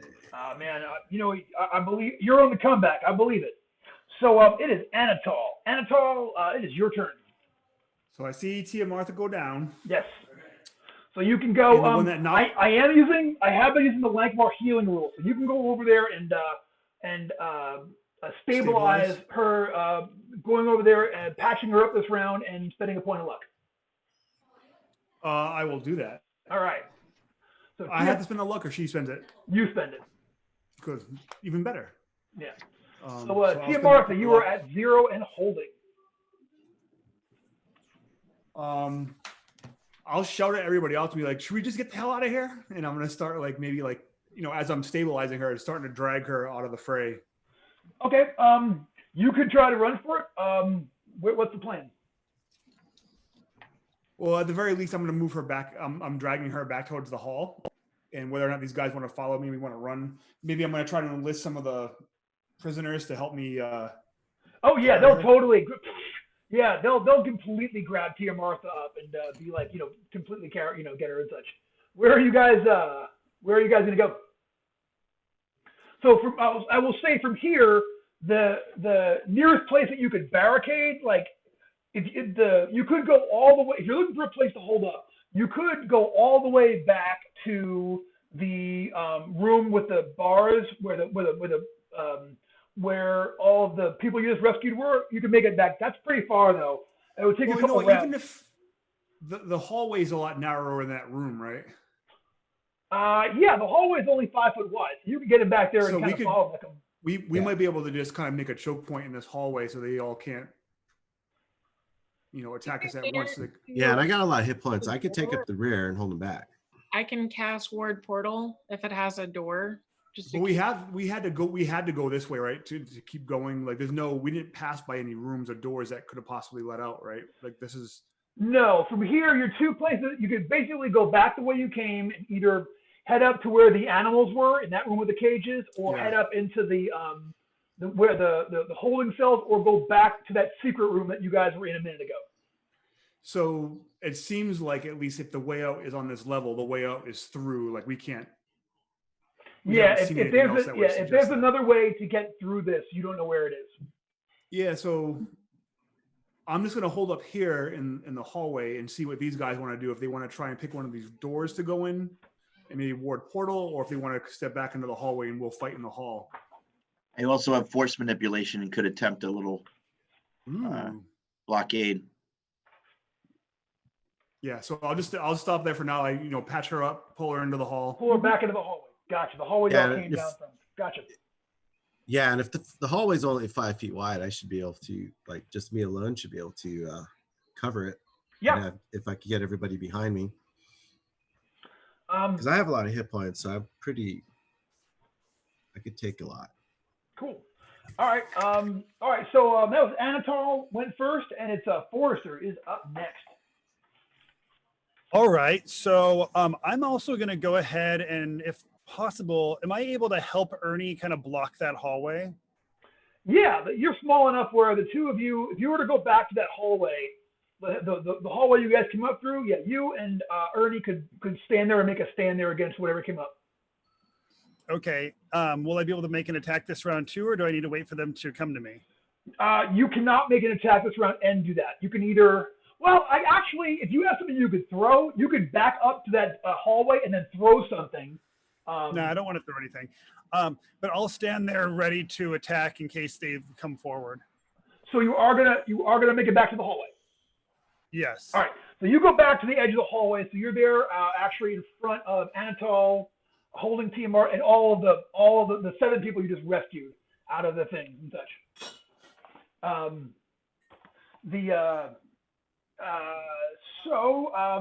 It is Wiggs. You are next. What are you going to go for? I think you're on. You're muted, Carmen. All right. Okay, Tia Martha's been rescued. Is most of the party in the hallway? Right now in the hallway, Tia Martha is there with Anatol, and Forrester is standing in front of it. That's it. No one else has gone yet. Okay.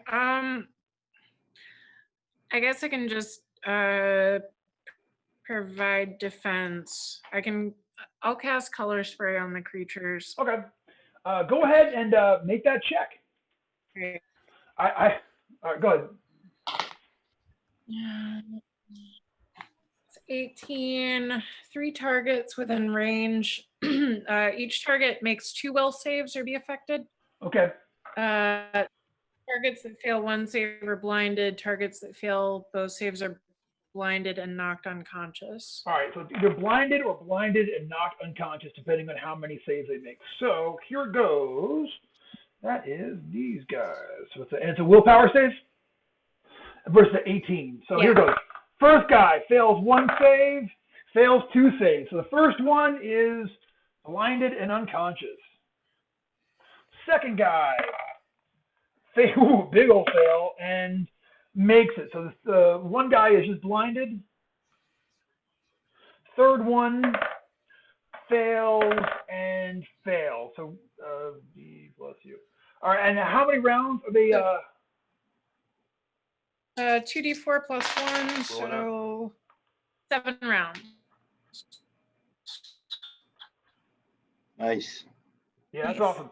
So so two of them just fall over. The other one, the third one, is like, trying to figure out what's going on. So there are 3 left that are up and 4 left that are up and moving. There's the one that got hit, and then there's the other 3. The 2 that Ernie are in front of, and 1 more. So great move. And then are you going to move back to the hallway after you cast your spell? Definitely. All right, you cast your spell and then move back to the hallway. Outstanding. Tia Martha is down. It is Septis. Your turn, buddy. Giddy up. Let's go with some magic missile. Okay. Doing any spell burn? I'll do 1 point of agility. All right. Make that check, my friend. All right. Come on. Ooh, 17. Yeah. 17. Nice. That's including everything? That's everything. Outstanding. 17. You throw a single missile that's going to do 1d4 plus cash level. Spend a point of luck, and you'll get a die 4. Missiles that'll do a die 4 plus cash level each. Just throwing it out there. Let's, as they say, roll the dice, Mr. LaSalle. All right. Burn a point of luck. Roll me a d4. A D4. All right, let me just.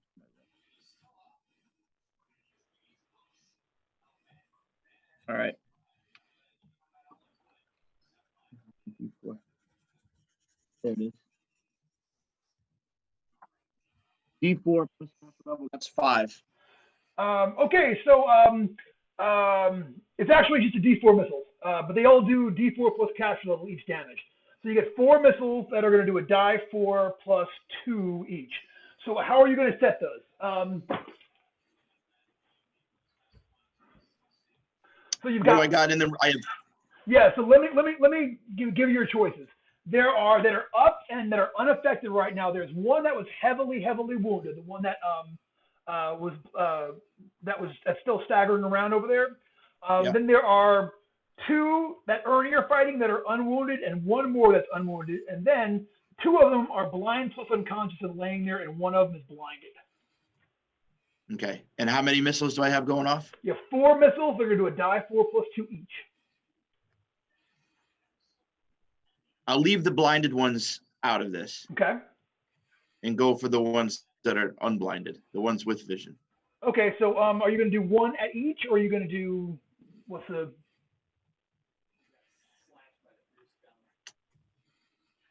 So when you take off the blinded ones, there are 4 left.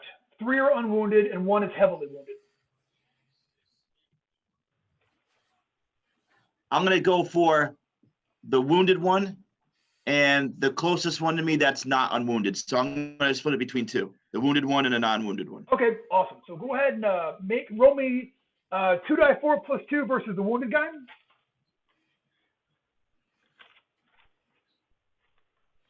Six. Demolished. And then All right. 1 more time against the next guy.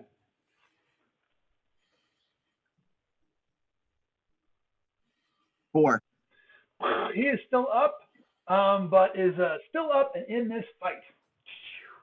All right, and then you still have your move action. Are you going to move back to the hallway with the others? I'm gonna move back to the hallway. Yep. All right, you're going to do that. And then, Getting out of dodge. all right, cool. All right, it is their turn. The only thing is that Ernie hasn't gone yet. So Ernie is still like down there. Like he ran up to the front and he's like actually blocking on 2 of them. So those 2 are fighting with Ernie. Here it goes. It's going to be a 15 and a 14. Miss. All right, and then the blind guy just staggers backwards and can't do anything. The last unwounded one actually walks up to the edge of the hallway and is going to attack Forrester, who's over there. He is going to get a total of a 14. Does that get you? No. All right, misses with that. So so that's it. It's the top of the order, Anatol. The one that's attacking Forrester, because he's so short, if I were to shoot my longbow at that one, am I still going to have the same penalty if I miss? I'll give you a bonus to not hit him if it comes up. All right. Because I hate firing the melee, but if I can put it over his head, then I'll do that. Cool. Do it up. So I'll unstring my bow, knock an arrow, shoot at that one, and I get a 10. Yeah, that's going to miss. So here's what we'll do. Normally, it's a 50% chance then to hit somebody. I'll say it's just a 25% chance. So, Okay. you know. 1 through 5 on a d20. We'll hit Sure. 1 through 5 on a d20. You got to roll again. Roll the 1. Roll. Make that attack roll. See how we go after Forrester. Give me a shot. It's supposed to be some kind of a halfling pun. I rolled the Because as 16. we've established, he's a. What'd you get? A 16 is a I hit. rolled this. Yeah, roll I'm guy sorry, 6. Forrester. My AC is 16. Friendly fire, y'all. 3. 3 points All of right. damage. I get an arrow in the back for 3 points. I knew not to do it. I knew not to do it. Gotcha. All right, Forrester, it's your turn next. Now you can turn around and attack Anatol. I'm just saying it out there. I'm kidding. No, You know what? I didn't compensate for his giant arm. Like his giant arm was kind of you raised. got him across the giant arm. And actually, because my arm is so giant, it actually takes a while for the nerve centers to move up to my brain. So I haven't even realized I've been hit quite yet. So I'm still just going to go full murder hobbit on the one in front of me. Murder hobbit. All right, do it. Okay, I've got an 18 and a 15. The 18 hits. I've now got an 18 and a 16. Oh, buddy. Oh, yeah. That should be an 18 Okay, to perfect. 17, and they both hit. Give me damage. Perfect. So now the damage is going to be 6, 11, 17. Oh, you destroy them. Annihilated. Nice. Yep. That was outstanding. It's Wiggs. It's your turn. You are back in the hallway now. You kind of can't see any if you have like a magic missile spell or something like that, you can target the one of the two that Ernie's fighting. Those would be, or you could zap at one of the blind or unconscious ones. I lost magic missile last game, I think. Gotcha. I'm just saying what options you have, you know. My stats are so low I can't really spell burn. Yeah. But it was so awesome. I've told that story like 20 times already, so it was, you know. Yeah, I'm like, my strength is at 4 and my agility is at 4, so I'm gonna have to play it safe for a little while. I guess I can't see anyone, like any bad guys. You can see a couple, but I'm saying like you're back in the hallway a little bit. You can sort of like see there's two of them that are over there that are fighting Ernie. You can kind of like, you know, sort of spot one of them looking around the corner there. What do you want to try, or what are you gonna do? I kind of want to fire into melee. I mean, I've been there. Yeah, it's okay. But instead, I'll cast color spray again. Okay. Here's the deal. I think color spray, the range in that is like 15 feet. 40 feet. Oh, I take it back. Yeah, you can get them. Okay.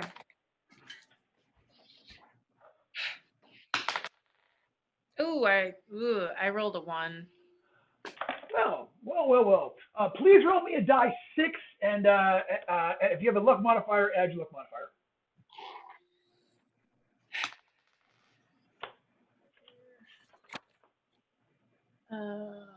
You said add my luck modifier? Yeah, if you have a luck modifier, go ahead and add that, please. 7. Okay, so please roll me a die 3. I'm scared, y'all. 1. Okay, so you cast that spell and you just do it just wrong, and it blasts back on you, and you are blinded for 4 rounds. Oh. Oof. So much. Yeah, it's a rough one. But you know what though? We'll fight continues. I believe in you guys. Y'all got this. That I was feeling so confident going into this game. I I mean, but that's the magic of DCC. Sometimes, you know what I mean? It just cascades on you. But you guys are, like I said, y'all are handling. So, fight's going to continue. That is, where'd pen go? That was Wiggs. It's time for Team Arthur still out. It is Septus. And these guys are made out of gems or Yeah. stone. Oh yeah. So they're not going to catch on fire. I'm going to hack at one of them that's going after Ernie with my hand axe. Okay, so you were back in the hallway. You're gonna have to go for a charge and charge up there. You can totally do that. You don't need to do it.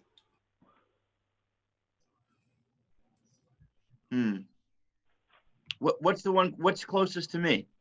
The closest to you, honestly, it's the ones that are fighting Ernie. Unless you want to shoot at a blind one or a blind and unconscious one. The only two that are left that are up and fighting and not blinded or blinded and unconscious are the two over there that Ernie's kind of got boxed in the one doorway. Okay, and in the two that are in the room, we haven't explored any of those doors, right? So no, all those things came out of those doors. There were 4 doors in the Okay. south wall, and they all kind of piled out of those things. all right, I'm gonna try magic missile one more time at the ones in the room. Boom, do it up. I can't burn anything right now. I feel you.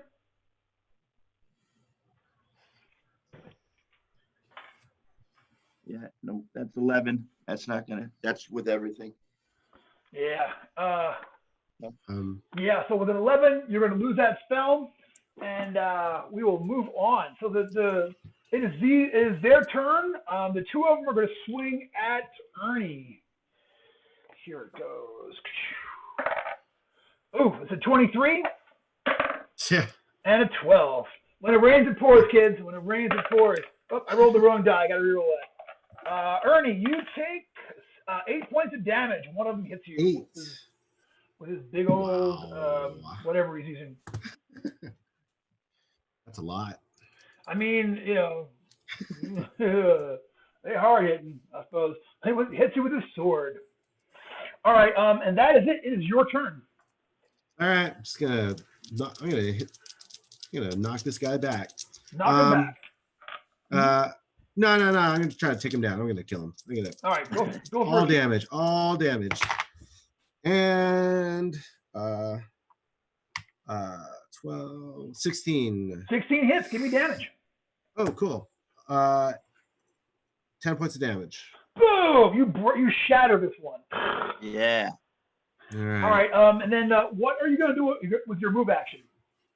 I'm not. If I move back, I'm gonna risk getting hit. I'm just gonna stand my ground. You can make stand sure your no one ground. gets All right, past me. gotcha. All right, cool. So then it's Anatol, then Forrester. I'm gonna, now that Team Arthur is safe, I'll move in to try and help Ernie because All right. I don't want to be firing arrows. Gotcha. From where you are, you go to actually get there and engage this round. You're gonna make a charge attack. So your +2 to hit would be -2 on your armor class for next round. I would say just Yeah, take I'll- a shot. Personally, I have a pretty high AC. It's up to you. You know what? I won't do the attack then. I'm just gonna move in case he needs help. You know what I mean? Like I'll I'll get into the room and just be backup. Be better back. Kind All of right. keep any of the other ones that might still be up from flanking him and stuff like that. Gotcha. So Wiggs, this is your round, your turn. You are blind this round. And you still muted, Carmen.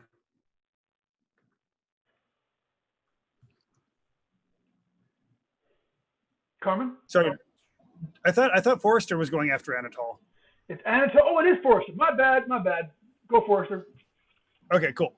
So is there anybody who's right on me?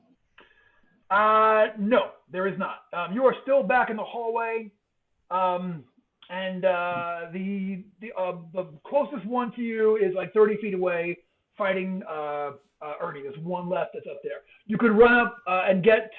They're the ones that are blind, and unconscious, that are on the ground. You go over and hit one of them, or the one blind guy who's staggering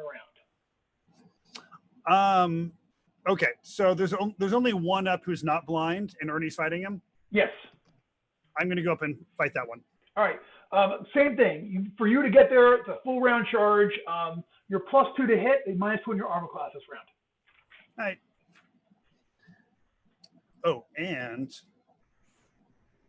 bloop. Murder Hobbit! Oh, I got a crit. Oh, nice. So let's see. This is a crit and does a 13 hit? 13 does not hit. Okay. So 10 points plus my crit. Is 10 Okay. enough? Should I my So crit? I would like you to just describe to me how awesome your crit is. What are these creatures made of? They're like these are the emerald elodians. They're all like gemstone creatures. They seem to be made of big giant slabs of living jade. All right. So my big axe goes right into its shoulder, and a big crack kind of goes down its center, Awesome. and that turns into spider webs into a bunch of little cracks, and it comes tumbling down. All right, yeah, you Thing's dead. kadoosh! You run over there and then the whole thing just comes apart and shatters and falls over. Gosh knows who's who anymore. So here's the deal. There are 3 left, but they're blind, and the ones that are remaining are blinded, and so 2 of them are blind and unconscious. 1 of them is still blind for another couple of rounds. So you guys can actually move around and do something in the meantime. So what are y'all going to go for? Brendan, did you see that Joey's actually got a replica for you? What? Oh, yeah, that's real good. Yeah, heck yeah. Dude. Is that Christar? Is that Christar, yeah. Christar. Oh, my gosh. Christar. I haven't Christar. thought about that since I was, I made a Christar class for my Saturday morning cartoon game that we played. That's What is- awesome. What is That is- Christar? It's a great. Christar It's an are old the Gem 80s, Warriors. Yeah. They They're had- like gem people. Yeah, they had adventures. I don't know. It was a good comic book series. It was like the lava people versus the gem people. Yeah. They were real good. Christar and Magma were brothers, and there was it was cool. Schism. Sorry. God, I haven't thought about that in 30 years. All right, so you got a couple of rounds while they're all either blind and unconscious. But yeah, they are all made of gems, and the ones that you hit, they some of them shatter, but some of them, when you hit them, actually revert and become humans again. And we learned through the adventure that some of these things are actually carved gems that are made to be alive, and then some of them are humans that are transmogrified and turned into gem guys. Okay. I'm just gonna hey, do you guys just want to try and get past these things, or do you want to stay here and murder them while they're blind? Yeah, I think we I'm should fine. just coop the grass these guys. Okay, so here's the thing. 2 of them are on the ground, blind and unconscious. They are very easy to coup de grace. The blind guy, the one that's just blind, he's still staggering around. He could potentially hit back and attack somebody. So if you guys... I'll take care of that one. All right, so you're going to go over and get that guy? But Yeah. So I'll go to town on one of Wait, the first I wanted unconscious to First I wanted to high five Forrester there for his awesome kill. Yeah. And do that that Rocky. Yeah. Good ones. job. And he realizes when he hits, he sees the arrow in his arm, and he realizes, God damn it! They're attacking us from behind. Quick, turn around. All right, so if we wait to the end of this round, Ernie, you want to go over and hit the blind guy? Go ahead and you can roll a d24 on him. And then, I'm assuming Anatol, Forrester, and Septis are going to go after the ones that are laying on the ground? Yeah. Yeah, I'm gonna use my crowbar. Oh, yeah. Got my hand axe. So I got 27. Yeah, that's a hit. Give me some damage. 6, unfortunately. That's okay. Was that a crit or anything? No, I rolled a natural 20 on a d24, so no. No, a d24 crits on a 20 or a 24. So that's a crit. Oh, okay. Shoot. Take it. So I rolled a 4, 5 on my crit die. Cool. Your table 3. 5 on table 3. I'll let you look at that. That is a plus 2d12 damage. It's All right. Plus 2d12. Oh, yeah. yeah. One of the best low ones you can roll on. So Yeah, where's my other D12? Here we go. Oh yeah, so yeah, I just come in, wham, Gotcha. and do an additional 7. He, Dak, you hit him so hard that he just shatters into a million pieces. They just fly all over the room. Kadesh! The two that are on the ground after you guys smash them with crowbars and whatnot, both of them revert and become humans. All right, but you guys are able to, at this point, rush past them, and you can get up to a hallway. I'm gonna take a look here real quick. And the humans, when they return to their form, are they also wearing their like previous peasant garb, or are they still in their like warrior dress? Yeah, they are wearing their previous peasant garb at this point. I'll look over their bodies and see if they have anything that identifies who they are, so that perhaps I can give it to the peasants we've rescued, so that they can tell their families at least that these two did not make it. Sure. I will say that the one has a the one of them has got like a Lucky Charm necklace that they're wearing, and the other one doesn't have anything in particular, but they have a very distinctive mole right under one of their eyes, like just right there, like a great big old one, like the one on my back. Take a look at this. Just picture this, okay? Just can you all see? No, I'm playing. I'm not doing that. All right. So here's what. So you're gonna like rush past them and try to make your way out. Yeah, I think so. I don't really know which door to pick, but. Gotcha. So this is actually really handy. So like, if you don't mind me fast forwarding a little bit. Yeah, that's fine. Okay, because we're getting on the end of time here. Yeah. There's a hallway. There's another door, and that door leads you to the room with the green table in it. The room that leads directly outside. So if you guys wanted to, you guys could double back, go and get everybody out of the kitchen, come back this way, and then be outside of the dungeon.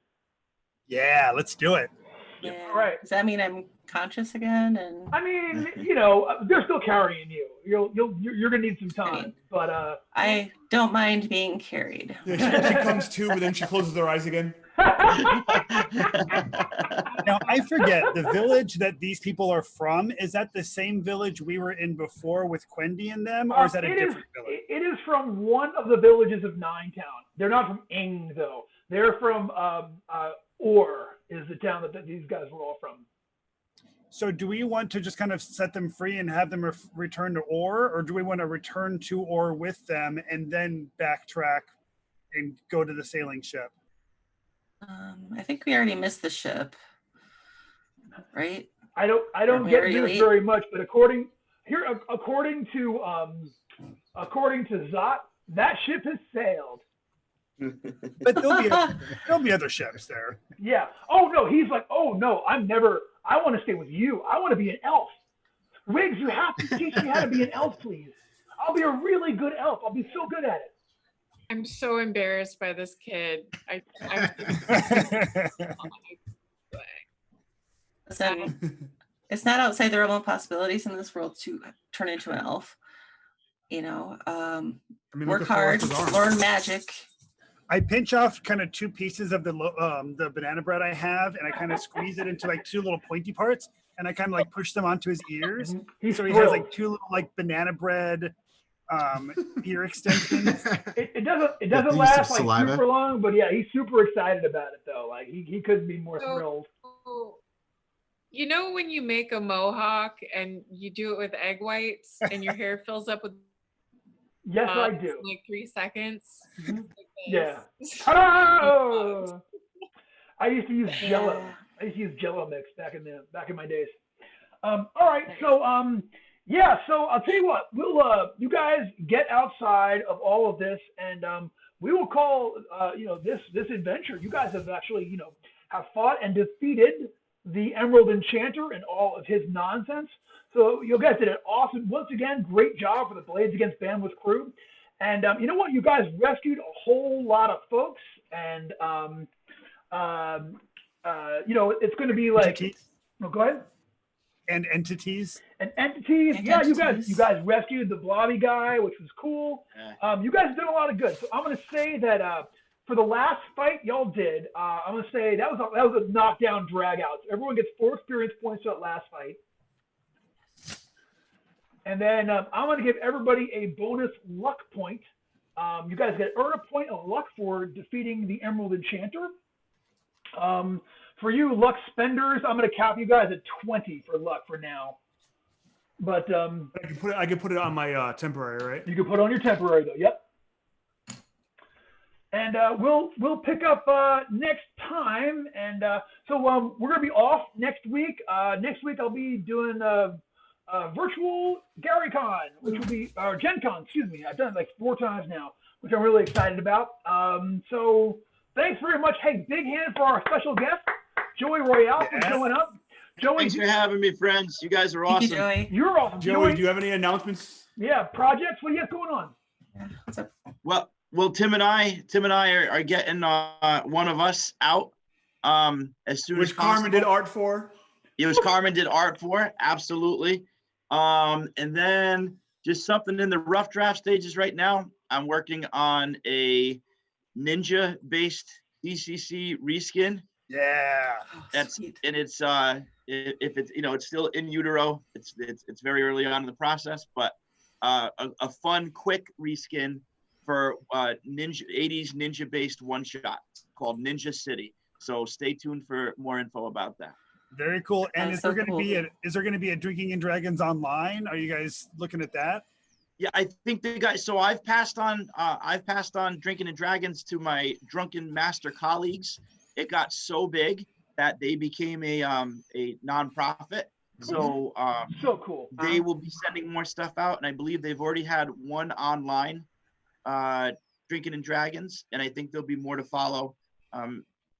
And I'm trying to think. I don't know. I got a whole bunch that I'm starting to plan now that my mental smoke is clearing. We're coming out of quarantine, and it's been, I don't know. I felt like my kind of gas tank was empty, but now it's like demons are bursting out everywhere. So I'm also going to be working on my new idea that I started just the other day is an adventure in form of a Jack Chick religious track based on the Jack Chick Dark Dungeons. So I'm going to be looking for some help with graphic layout for that. So if anybody's interested in partnering on that project, voluntary, I'd love some help. Stay tuned. My goal is to drop around little adventures in public. Yeah, awesome. Hell yeah. Literally, I want to Do you have a bunch? If anybody wants to help, if you have an adventure that we can put in this format and just spread the word of the Dark Master. Yeah, I got you. Incredible. Awesome. All right, y'all. Well, again, thank you all for tuning in to Blades Against Bandwidth. We're so glad to have you all here. Thank you for watching. Thanks to my players, and we will see you guys soon. And I am going to sing us out of here. La la la la la la la la la.